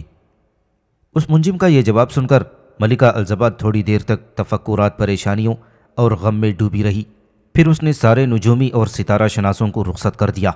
وہیں بیٹھے بیٹھے اس نے اپنے قبیلے کے 2 بہترین اور زبردست مصوروں کو بلوایا اور انہیں عمرو بن عدی کی تصویر بنا کر لانے کے لیے بنو اسد کی طرف روانہ کر دیا۔ مصور جب اپنی منزل پر روانہ ہو گئی تو الزبا اس کمرے کے اندر بڑی بے چینی کے ساتھ ٹہلنے لگی تھی۔ اتنے میں جزیمہ کا وزیر قصر بن سعد کمرے میں داخل ہوا۔ الزبا اس کی طرف دیکھ کر مسکرائی اور بڑی گھلاوٹ اور مٹھاس میں کہنے لگی، قصیر بن سعد، تم بڑے اچھے وقت پر آئے ہو، میں تمہیں بلانے ہی والی تھی۔ اس پر قصیر بن سعد آگے بڑھا اور سر کو جھکاتے ہوئے تعظیماً کہنے لگا، میں خود آپ کے پاس ایک عریضہ لے کر حاضر ہوا ہوں۔ اس پر ملکہ الزبا نے بڑی لگاوٹ میں کہا، کہو تم کیا کہنا چاہتے ہو؟ اپنا خمیدہ سر اوپر اٹھاتے ہوئے قصیر کہنے لگا، اے محترم ملکہ، میں یہاں فارغ اور بیکار پڑے رہنے کی زندگی سے تھک اور اکتا گیا ہوں۔ میں آپ کے پاس یہ عریضہ لے کر حاضر ہوا ہوں کہ مجھے کوئی کام سونپا جائے جس سے میں مصروف بھی رہ سکوں اور آپ کے قبیلے کی خدمت بھی کر سکوں۔ قصیر بن سعد کی اس گفتگو کے جواب میں ملکہ الزبا نے کچھ سوچتے ہوئے پوچھا، کیسا کام کرنا پسند کرو گے؟ جو بھی آپ سونپ دیں۔ قصیر بن سعد نے ملکہ الزبا کی طرف دیکھتے ہوئے غور سے کہا تھا۔ ملکہ الزبا نے پوچھا، کیا تم قبیلے کے تجارتی کاروان کی رہبری اور رہنمائی کا کام سر انجام دے سکو گی؟ ملکہ الزبا کے یہ الفاظ سن کر قصیر بن سعد مطمئن نظر آنے لگا اور بےتاب ہو کر اس نے کہا، میں آپ سے وعدہ کرتا ہوں کہ میں تجارت میں آپ کے لیے بھاری منافع کما کر لایا کروں گا۔ جواب میں الزبا نے خوش ہوتے ہوئے کہا کہ اگر تم تجارت میں میرے لیے اور میرے قبیلے کے لیے اچھا منافع کما سکو تو میں تمہیں ایسی عزت بخشوں گی جس کا تم تصور بھی نہیں کر سکتے۔ اس پر قصیر بن سعد نے بات کو آگے بڑھاتے ہوئے پوچھا، کب تک اس کام پر میں روانہ ہو سکوں گا؟ ملکہ الزبا فیصلہ کن انداز میں کہنے لگی، اگلے ماہ کے پہلے عشرے کے کسی بھی روز میں خود تمہیں اپنے تجارتی کارواں کے ساتھ الوداع کہوں گی۔ تمہارے خیال میں قبیلے کی تجارتی کارواں کس طرف روانہ ہونا چاہیے؟ ملکہ الزبا کے استفسار کے جواب میں قصیر بن سعد تھوڑی دیر تک گردن جھکا کر کچھ سوچتا رہا اور پھر کہنے لگا، میرے خیال میں ہمارے تجارتی کارواں کو ہیرا شہر کی طرف روانہ ہونا چاہیے، وہاں ہمارا مال فوراً اچھے داموں میں بک جانے کے مواقع ہیں۔ اس پر ملکہ الزبا فیصلہ کن انداز میں کہنے لگی، تو پھر تم مطمئن رہو، پھر ہم اگلے ماہ کے پہلے عشرے میں ایک بہت بڑا تجارتی کاروان تمہاری رہنمائی میں ہیرا کی طرف روانہ کریں گے۔ کیا تم سمجھتے ہو تمہارا مسئلہ حل ہو گیا ہے؟ اب مسکراتے ہوئے قصیر نے جواب دیا، ہاں میرا مسئلہ ختم ہو چکا ہے۔ اس پر ملکہ الزبا کہنے لگی، تو پھر سنو، میں بھی تم سے کچھ کہنا چاہتی ہوں، اور وہ یہ ہے کہ آج میں نے اپنے قبیلے کے منجموں اور ستارہ شناسوں کو جمع کیا تھا اور ان سے پوچھا تھا کہ بتاؤ میرا قاتل کون ہوگا، تو انہوں نے اپنے حساب سے بتایا کہ میرا قاتل عمرو بن عدی ہوگا، جو جزیمہ کا بھانجا اور بنو ایاد کے عدی بن نصر کا بیٹا ہے۔ کیا تم عمرو بن عدی کو جانتے ہو؟ اس پر قصیر بن سعد اپنے چہرے پر مسکراہٹ بکھیرتے ہوئے کہنے لگا، کیوں نہیں جانتا، عمرو بن عدی تو میرے ہاتھوں پلا بڑا ہے۔ اس پر ملکہ الزبا کہنے لگی، کیا تم عمرو بن عدی کو اس کے ماموں جزیمہ کی طرح یہاں کسی طریقے سے بلا کر قتل کر کے اس سے چھٹکارا حاصل نہیں کر سکتے؟ قصیر بن سعد فوراً کہنے لگا، ہم ضرور اسے یہاں بلا سکتے ہیں۔ اس پر ملکہ الزبا کی آنکھیں چمک اٹھیں اور وہ پوچھنے لگی، کیسے؟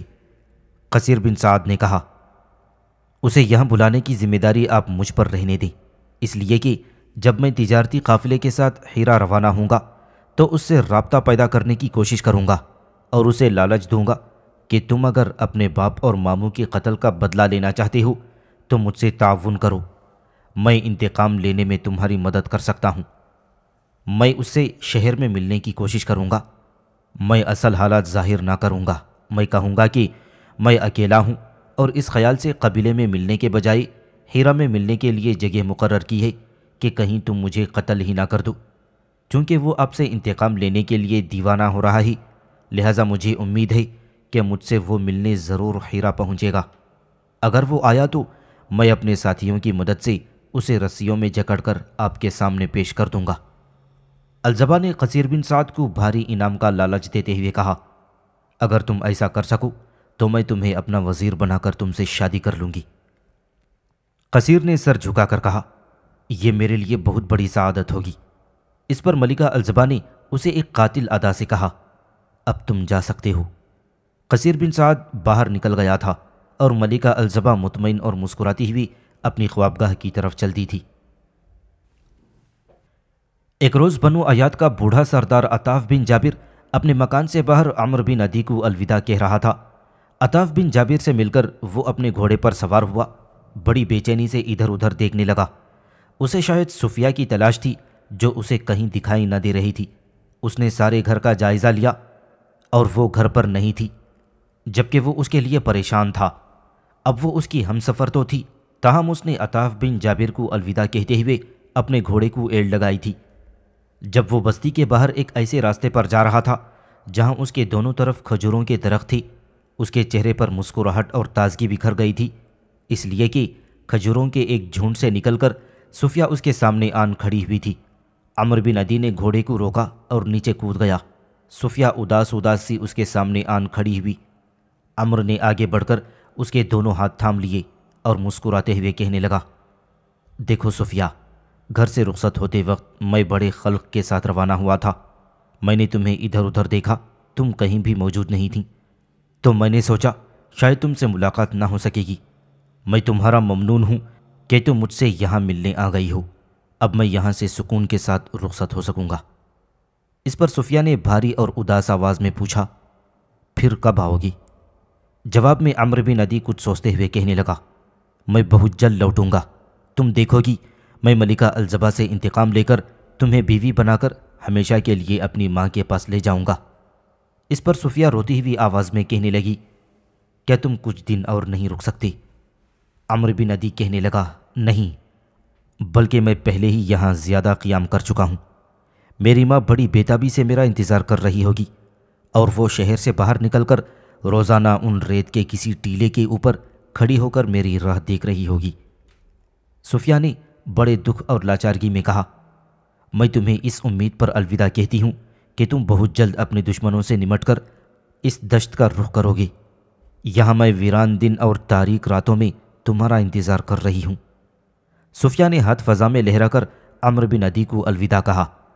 عمرو ایک ہی جست میں ایک گھوڑے پر سوار ہوا۔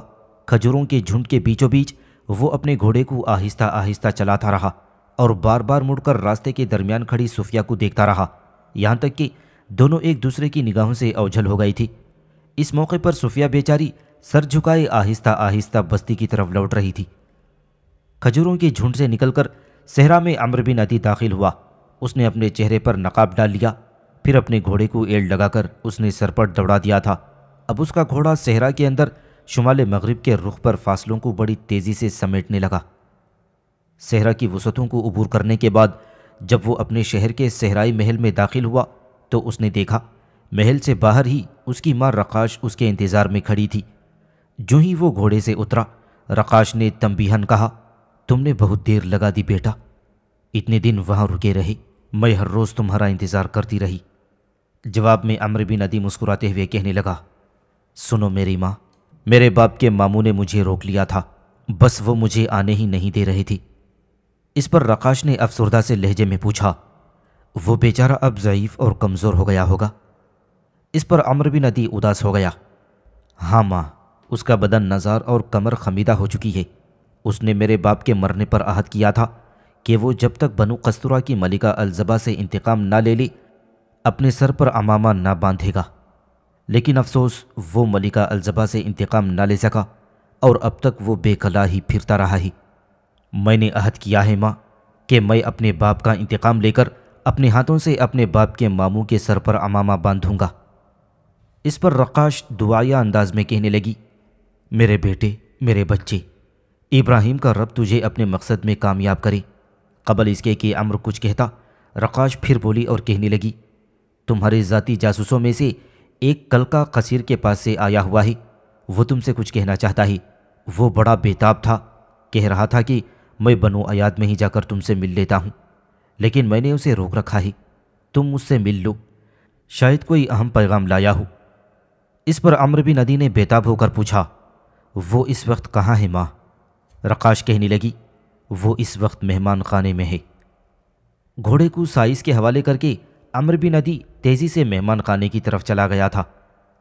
رقاش بھی اس کے ساتھ تھی، اور جب وہ مہمان خانے میں داخل ہوئے تو وہاں ایک ادھیڑ عمر کا عرب آتش دان کے پاس بیٹھا تھا۔ عمرو کو دیکھتے ہی وہ کھڑا ہو گیا۔ عمرو اور رقاش بھی آتش دان کے پاس جا کر بیٹھ گئے۔ عمرو پھر اس بوڑھے عرب کو مخاطب کرتے ہوئے پوچھنے لگا، کیا تم قصیر بن سعد کے پاس سے آئے ہو؟ بوڑھا عرب بولا، ہاں، اس نے مجھے ایک اہم پیغام کے ساتھ تمہاری طرف بھیجا ہے۔ عمرو نے تیز نگاہوں سے اس کی طرف دیکھتے ہوئے پوچھا، کیسا پیغام؟ بوڑھا کہنے لگا، قصیر بن سعد نے کہا تھا کہ عمرو بن عدی سے کہنا کہ اگلے ماہ کے پہلے عشرے میں وہ حیرہ شہر کے شمال میں ایک مشہور سرائے رباط الشرق میں اس کا انتظار کرے گا۔ اس نے یہ بھی کہا تھا کہ جب تم حیرہ جاؤ تو کم از کم 50,000 دینار سرخ اپنے ساتھ لے کر جانا۔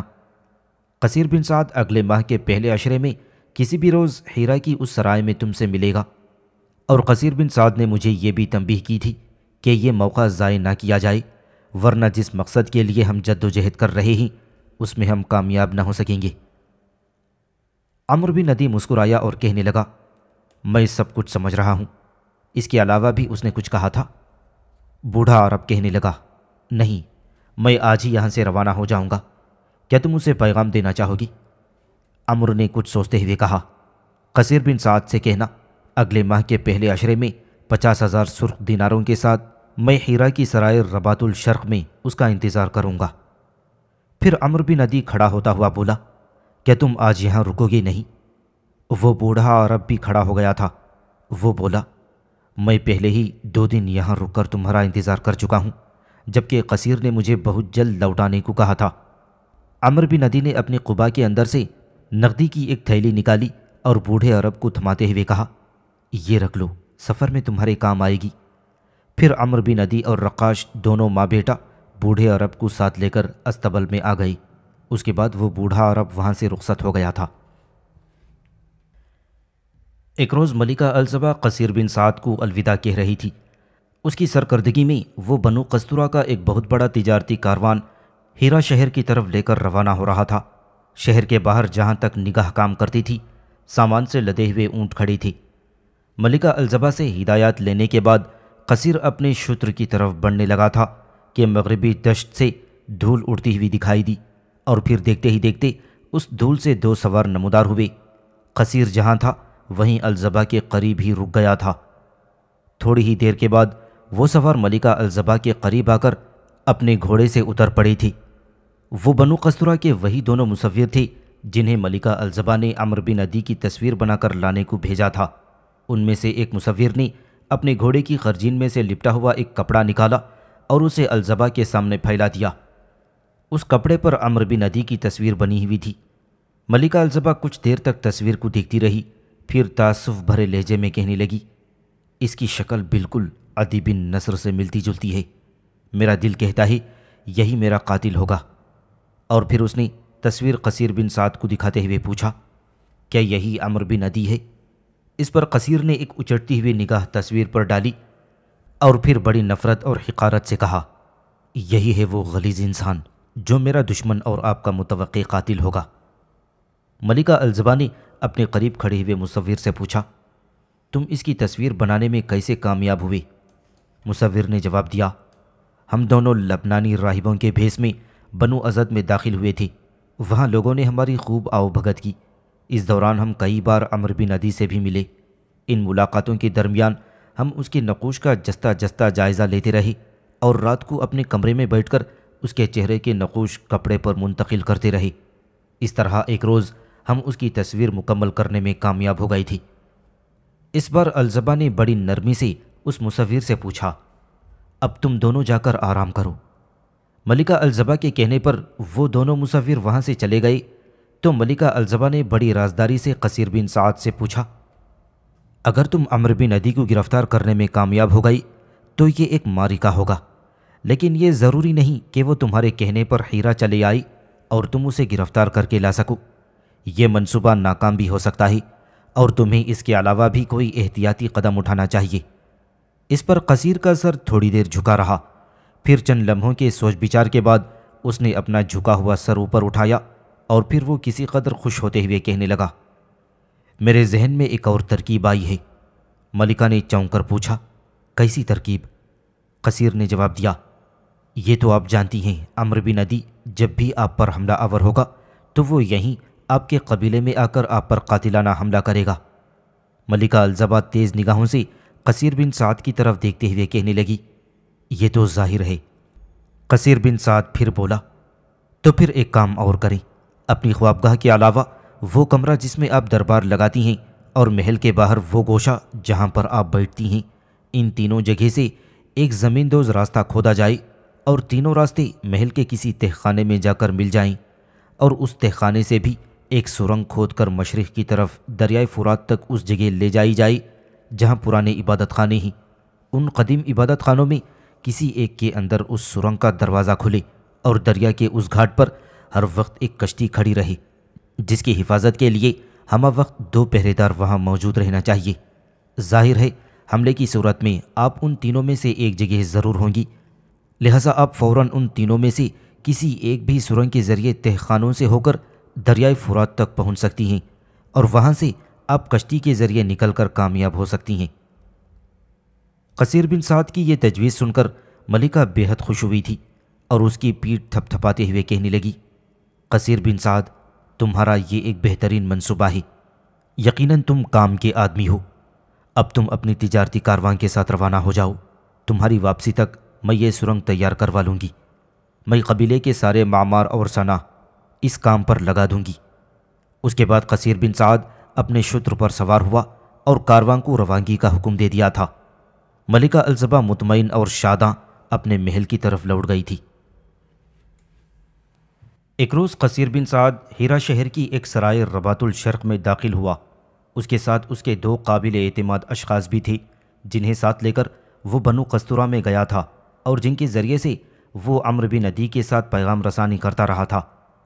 وہ ابھی سرائے کے صحن میں ہی کھڑے تھے کہ سرائے کے اندر سے عمرو بن عدی نکلا اور وہ مسکراتا ہوا وہ ان تینوں سے گلے ملا۔ پھر اس نے قصیر بن سعد کو مخاطب کرتے ہوئے پوچھا، کہو تم کیسے آئے ہو اور مجھے یہاں کس غرض سے بلایا ہے؟ قصیر بن سعد نے پہلے گہری نگاہوں سے اپنے ارد گرد کا جائزہ لیا اور پھر کہنے لگا، کہیں علیحدہ بیٹھ کر بات کرتے ہیں، یہاں سرائے کے صحن میں گفتگو کرنا اچھا نہیں، یہ میرے لیے خطرناک بھی ثابت ہو سکتی ہے۔ عمرو بن عدی نے قصیر بن سعد کا ہاتھ پکڑ لیا اور کہنے لگا، ایسا ہے تو میرے ساتھ چلو، میں نے سرائے میں ایک کمرہ لے رکھا ہے، وہیں بیٹھ کر بات کرتے ہیں۔ عمرو بن عدی کی یہ تجویز پسند کی گئی، پھر وہ سب عمرو بن عدی کے ساتھ ہو لیے تھے۔ کمرے میں جا کر جب چاروں ایک دوسرے کے آمنے سامنے بیٹھ گئے تب قصیر بن سعد بولا اور کہنے لگا، سنو عدی کے فرزند مہربان، مجھے بنو قصورہ کی ملکہ الزبا نے اپنے قبیلے کے تجارتی کارواں کا سرکردہ بنا کر بھیجا ہی۔ وہ ان دنوں تم سے بے حد خوفزدہ ہے، کیونکہ اس کے نجومیوں نے اسے بتایا ہی کہ تم ہی اس کے قاتل ہوگے اور اس کی موت عمرو بن عدی کے ہاتھوں ہوگی۔ میں نے اسے یہ چکمہ دیا ہی کہ میں تجارتی کارواں کو لے کر جب ہیرا چلا جاؤں گا تو عمرو بن عدی کو پیغام بھیجوں گا کہ تم اگر ملکہ الزبا سے انتقام لینا چاہتے ہو تو مجھے ہیرا میں ملو۔ میں نے الزبا کو یقین دلایا تھا کہ عمرو بن عدی اگر وہاں آیا تو میں اسے گرفتار کر کے تمہارے سامنے پیش کر دوں گا۔ اس پر عمرو بن عدی نے قصیر بن سعد کی بات کاٹتے ہوئے کہا، تمہارے خیال میں مجھے کیا کرنا چاہیے؟ قصیر پھر بولا اور کہنے لگا، پہلے میری پوری بات سنو، پھر فیصلہ کرتے ہیں کہ تمہیں کیا کرنا چاہیے اور مجھے کیا کرنا چاہیے۔ اس پر عمرو بن عدی کہنے لگا، اچھا کہو، تم مزید کیا کہنا چاہتے ہو؟ اس پر قصیر نے پھر پوچھا، کیا تم اپنے ساتھ میرے کہنے کے مطابق رقم لائے ہو؟ عمرو بن عدی جھٹ سے بولا اور کہنے لگا، ہاں، میں تمہارے کہنے کے مطابق اپنے ساتھ 50,000 سرخ دینار لے کر آیا ہوں۔ اس پر قصیر بن سعد فیصلہ کن انداز میں کہنے لگا، بس تو پھر معاملہ سارا درست ہوا، وہ 50,000 سرخ دینار کی رقم میرے حوالے کر دو اور میرے پاس جس قدر تجارتی سامان ہے یہ تم لے لو۔ اور سنو عدی کے بیٹے، میں جب یہ رقم لے کر جاؤں گا تو ملکہ الزبا بے حد خوش ہوگی، کیونکہ جو تجارتی سامان میں لے کر آیا ہوں اس کی اصل قیمت اس رقم سے آدھی بھی نہیں ہے۔ گویا ملکہ الزبا جب یہ جان لے گی کہ میں اس کے لیے رقم دگنی کر کے لایا ہوں تو نہ صرف وہ یہ کہ مجھ پر زیادہ اعتماد اور بھروسہ کرنے لگے گی، بلکہ میری اس کارکردگی پر اس کی خوشی کی کوئی انتہا نہ ہوگی، جس کے نتیجے میں وہ مجھے ایک اور کارواں کے ساتھ روانہ کرے گی۔ اس طرح میں اس کا اعتماد حاصل کرتا رہوں گا، اور جب وہ تمہارے متعلق مجھ سے پوچھے گی تو میں اس سے کہوں گا کہ عمرو بن عدی ہیرا شہر آیا ضرور تھا، لیکن اس کے ساتھ ایک ایسا لشکر بھی تھا جس پر میں اپنی تجارتی کارواں کے ساتھ ہاتھ نہ ڈال سکتا تھا۔ میں اسے یقین دلانے کی کوشش کروں گا کہ اسی طرح 2-3 بار ہیرا میں عمرو بن عدی اگر مجھ سے ملتا رہا تو ایک روز مجھ پر وہ اعتماد کر کے اپنے محافظوں کے بغیر بھی آ جائے گا۔ اس روز میں اسے پکڑ کر تمہارے سامنے پیش کر دوں گا۔ میں ملکہ الزبا کو یہ بھی یقین دلانے کی کوشش کروں گا کہ جو مال میں ہیرا شہر لے کر گیا تھا اس کا بیشتر حصہ بھی عمرو بن عدی نے ہی خرید لیا تھا۔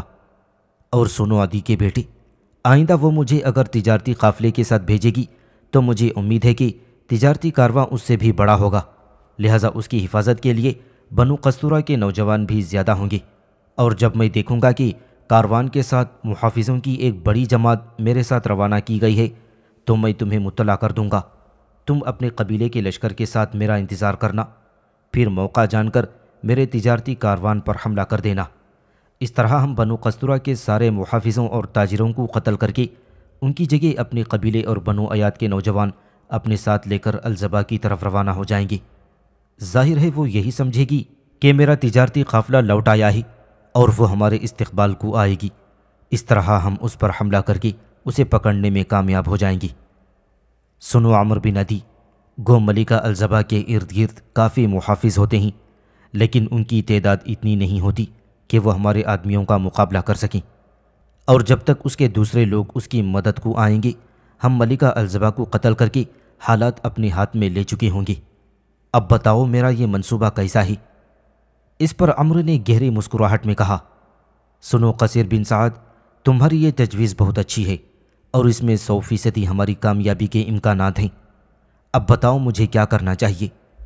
اس پر قصیر بن سعد کہنے لگا، اب تم میرے ساتھ میرے تجارتی کاروان میں چلو اور سارا سامان دیکھ کر مجھ سے خرید لو، تاکہ جو لوگ میرے ساتھ آئے ہیں وہ یہی جانیں گے کہ واقعی تجارتی سامان بیچا گیا ہے، اس میں کوئی سازش نہیں کی گئی، اور ایسا کرنے سے میرے ساتھ آنے والے تاجروں کو کوئی شبہ بھی نہیں ہوگا۔ میں تمہارے متعلق ان سے کہوں گا کہ شہر میں عمرو بن عدی سے میری ملاقات ہوئی اور اس نے ہمارا سارا مال خرید لیا ہی۔ اس پر عمرو بن عدی اپنی جگہ پر اٹھ کھڑا ہوا اور کہنے لگا، ایسا ہے تو پھر چلو چلتے ہیں۔ قصیر اور اس کے دونوں ساتھی بھی اٹھ کر چپ چاپ عمرو بن عدی کے ساتھ ہو لیے تھے۔ عمرو بن عدی، قصیر بن سعد اور اس کے دونوں ساتھی سرائے سے نکل کر شہر کے باہر آئے جہاں تجارتی کاروان نے پڑاؤ کیا ہوا تھا۔ عمرو بن عدی نے کسی ماہر تاجر کی طرح تجارت کا سارا سامان بڑے غور سے دیکھا اور پھر اس نے قصیر کے ساتھ اس کی مرضی کے مطابق بھاؤ طے کر کے قیمت چکا لی تھی۔ اس قدر جلدی اور اتنے مہنگے داموں مال بک جانے سے بنو قصورہ کے وہ تاجر جو قصیر کے ساتھ آئے ہوئے تھے وہ بے حد خوش ہوئے۔ وہ قصیر کی دانشمندی اور خلوص کی تعریف کرنے لگے۔ تجارتی سامان کے ساتھ آئے ہوئے بنو قصورہ کے محافظ سپاہی بھی خوش تھے کہ انہیں زیادہ دن اپنے اہل و عیال سے دور نہیں رہنا پڑے گا۔ تجارتی کاروان نے صرف ایک شب ہیرا شہر میں قیام کیا تھا۔ دوسرے روز شام کے قریب قصیر بن سعد اپنے اس تجارتی کاروان کے ساتھ ملکہ الزبا کے شہر الفرات کی طرف کوچ کر گیا تھا۔ قصیر بن سعد کے اس قدر جلدی اور منافع بخش تجارتی سامان بیچ آنے پر ملکہ الزبا بے حد خوش تھی۔ قصیر نے اسے مطمئن کر دیا تھا کہ ہیرا کی ایک سرائے میں عمرو بن عدی اسے ملا تھا، لیکن اس کے ساتھ محافظوں کی ایک بھاری جماعت تھی جس کی وجہ سے وہ اس پر ہاتھ نہ ڈال سکا۔ اس نے ملکہ الزبا کو یقین دلایا کہ اگر اسی طرح عمرو کے ساتھ 2-1 ملاقاتیں ہو گئیں تو وہ مجھ پر اعتماد کر کے اپنے محافظوں کی ضرورت محسوس نہیں کرے گا اور اس روز پھر اسے گرفتار کرنا میرے لیے مشکل نہ ہوگا۔ تجارتی کاروان کے ذریعے منافع حاصل کرنے کی وجہ سے بنو قصورہ میں قصیر بن سعد کی اب بہت زیادہ آؤ بھگت ہونے لگی تھی، جس کے نتیجے میں ملکہ الزبا نے اپنا ایک اور تجارتی قافلہ تیار کیا اور یہ تجارتی قافلہ پہلے کے تجارتی قافلے سے کئی گنا بڑا تھا۔ قصیر بن سعد کے کہنے پر عمرو بن عدی نے وہ سارا مال بھی خرید لیا اور قصیر بھاری منافع لے کر ملکہ کے پاس لوٹ آیا۔ تیسری بار ملکہ الزبا نے اتنا بڑا تجارتی کارواں روانہ کیا تھا کہ جتنا وہ کر سکتی تھی۔ تاجروں اور محافظوں کی تعداد پہلے سے کئی گنا زیادہ تھی۔ تجارتی سامان میں پہلے سے کئی گنا زیادہ اضافہ ہوا تھا۔ قصیر بن سعد نے بروقت عمرو بن عدی کو اس تجارتی کارواں کے متعلق اطلاع کر دی تھی۔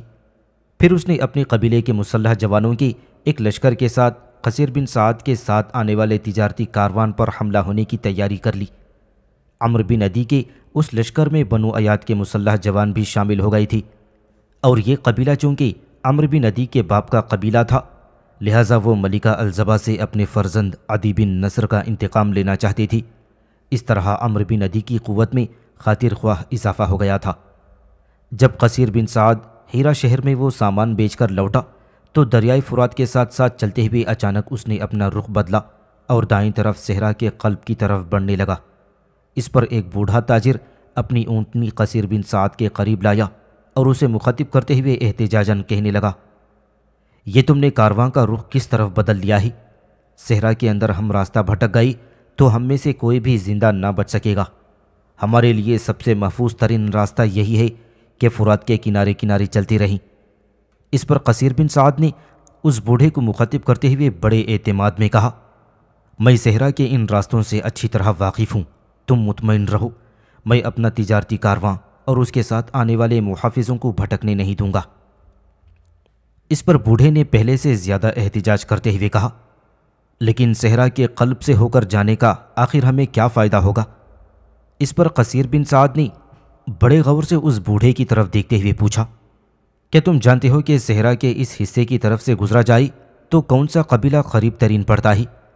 اس پر بوڑھے نے کچھ سوچتے ہوئے کہا، جہاں تک میرا اندازہ ہے صحرا کے اس حصے سے اگر گزرا جائے تو بنو عیاد کے نخلستان قریب ترین پڑتے ہیں، اور یہ بنو عیاد ہمارے دشمن ہیں اور ہمارے لیے خطرناک ثابت ہو سکتے ہیں۔ اس پر قصیر بن سعد نے تیز نگاہوں سے بوڑھے کی طرف دیکھتے ہوئے کہا، کیا تم اپنے قبیلے کو خوشحال دیکھنا پسند نہیں کرتے؟ کیا تم نہیں چاہتی کہ ملکہ الزبا تمہاری کارگزاری سے خوش ہو اور ہمیں انعام سے مالا مال کر دے؟ اس پر وہ بوڑھا کہنے لگا، میں ضرور چاہتا ہوں۔ جواب میں قصیر بن سعد کہنے لگا، تو سنو، بنو عیاد ہمارے تجارتی راستے میں ایک خطرہ ہے۔ آج میرے ساتھ کافی محافظ ہیں، آج میں ان پر شبخون مار کر انہیں ویران اور تباہ کر دوں گا، اور اس طرح ہمارے ہاتھ آج اتنا مال غنیمت آئے گا کہ تم اسے سمیٹ نہ سکو گے۔ اور اس کے دو فوائد ہوں گے۔ اولاً بنو قستورہ خوشحال ہو جائیں گے، ثانیتاً ہمارا تجارتی راستہ بھی محفوظ ہو جائے گا۔ اب کہو تمہارا کیا ارادہ ہے؟ وہ بوڑھا کچھ شش و پنج کی حالت میں تھا۔ فکر مندی میں اس نے پوچھا، کیا ہم بنو ایاد پر حملہ آور ہو کر کامیابی حاصل کر سکیں گے؟ اس پر قصیر بن سعد نے پھر اسے کہا، کیا تمہیں مجھ پر اعتماد نہیں؟ وہ بوڑھا تاجر مال غنیمت کے لالچ میں مطمئن ہو گیا اور مسکراتے ہوئے کہنے لگا، ایسی کوئی بات نہیں ہے، ہمیں تم پر مکمل اعتماد ہے۔ اب جو بھی فیصلہ تم کرو گے، بہرحال ہم تمہارے ساتھ ہیں۔ اس کے بعد وہ بوڑھا مطمئن ہو کر وہاں سے ہٹ گیا تھا۔ شام سے ذرا پہلے قصیر بن سعد نے بنو ایاد کے نقلستانوں سے ایک فرسنگ دور کارواں کے پڑاؤ کا اہتمام کیا تھا اور چیدہ چیدہ لوگوں کو بلا کر اس نے سمجھایا اور مطمئن کر دیا تھا کہ بنو ایاد سے کوئی معرکہ پیش نہیں آئے گا۔ قصیر بن سعد چونکہ حرا میں 2 بار سامان تجارت بیچ کر بنو قستورہ کے لیے تجارتی سامان سے منافع حاصل کر چکا تھا، لہٰذا اس کی ذہانت، اس کی دانش مندی پر بھروسہ کرنا تجارتی کارواں کے لوگوں کا ایک فطری عمل بن چکا تھا۔ اس کے علاوہ جب انہیں قصیر بن سعد سے مال غنیمت کا لالچ دیا گیا تو وہ قصیر بن سعد کا ساتھ دینے پر تیار ہو گئے۔ جس جگہ قصیر بن سعد نے پڑاؤ کیا تھا، یہ وہی جگہ تھی جس کے متعلق اس نے پہلے سے عمرو بن عدی کو اطلاع دے رکھی تھی۔ بنو قستورہ کا تجارتی کارواں ابھی پوری طرح پڑاؤ بھی نہ کر پایا تھا کہ جس جگہ کھجوروں کے جھنڈ میں وہ خیمہ زن ہو رہی تھی، اس کے چاروں اطراف سے ریت کے بڑے بڑے ٹیلوں کی اوٹ سے بنو ازد اور بنو ایاد کے نوجوان نمودار ہوئے، اور عمرو بن عدی کی سرکردگی میں انہوں نے بنو قستورہ کے اس تجارتی کاروان اور اس کے محافظوں پر حملہ کر دیا تھا۔ تجارتی کاروان کے محافظ ابھی سنبھلنے بھی نہ پائے تھی کہ عمرو بن عدی ان کا خاتمہ کرا چکا تھا۔ قصیر اور اس کی جاسوس ساتھی بھاگ کر عمرو کے ساتھ مل گئے، اور سورج جب دور حد نگاہ تک پھیلے ہوئے ریگستانوں پر ایک سنہری چادر بکھیرتا ہوا غروب ہونے لگا تو عمرو بن عدی اور اس کے ساتھی کاروان کو لوٹنے اور اس کے محافظوں کو قتل کر دینے سے فارغ ہو چکے تھے۔ عمرو بن عدی اور قصیر بن سعد نے تجارتی کاروان کا لوٹا ہوا سارا سامان بنو ایاد میں رکھا، اور کاروان کے سارے اونٹ انہوں نے ایک جگہ جمع کیے، ان پر اپنے مسلح جوانوں کو سوار کیا اور بنو قستورہ کی طرف روانہ ہوئے۔ صحرا کے اندر سفر آہستہ آہستہ شروع کیا گیا۔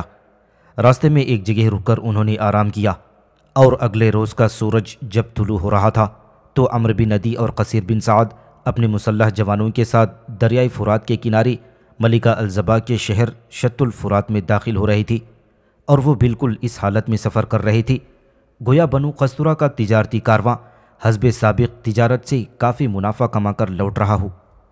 کاروان کے آگے قصیر تھا اور اس کے پیچھے اپنے مسلح جوانوں کے جھرمٹ میں عمرو بن عدی موجود تھا۔ ملکہ الزبا اپنے محل سے باہر شہنشین پر کھڑے ہو کر اپنے تجارتی قافلے کا استقبال کر رہی تھی۔ اس کے ارد گرد اس کے قبیلے کے ان گنت مسلح محافظ کھڑے تھے۔ جب سے منجموں نے اسے کہا تھا کہ تمہاری موت عمرو بن عدی کے ہاتھوں ہوگی، اس نے اپنی تحفظ اور حفاظت کے لیے مسلح محافظوں کی تعداد بڑھا دی تھی، جو ہر وقت اس کے محل کے چاروں طرف چاق و چوبند کھڑے ہو کر پہرا دیتے رہتے تھے۔ قصیر کے اشارے پر محل کے عین سامنے کاروان رک گیا۔ قصیر اپنا اونٹ عمرو بن عدی کے قریب لایا اور ملکہ الزبا کی طرف اشارہ کر کے اس نے سرگوشی میں کہا، سن عدی کے بیٹے، وہ شہنشین کے اوپر بنو قستورہ کی ملکہ الزبا کھڑی ہے۔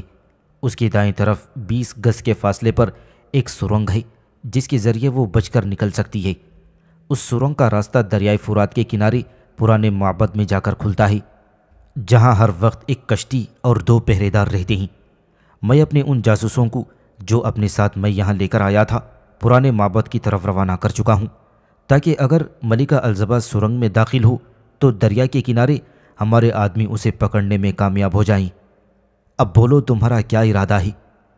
اس پر عمرو بن عدی نے سرگوشی کرتے ہوئے کہا، تم اپنے اونٹ سے نیچے اترو، میں پھر اپنے مسلح جوانوں کو حملہ آور ہونے کا حکم دینے لگا ہوں۔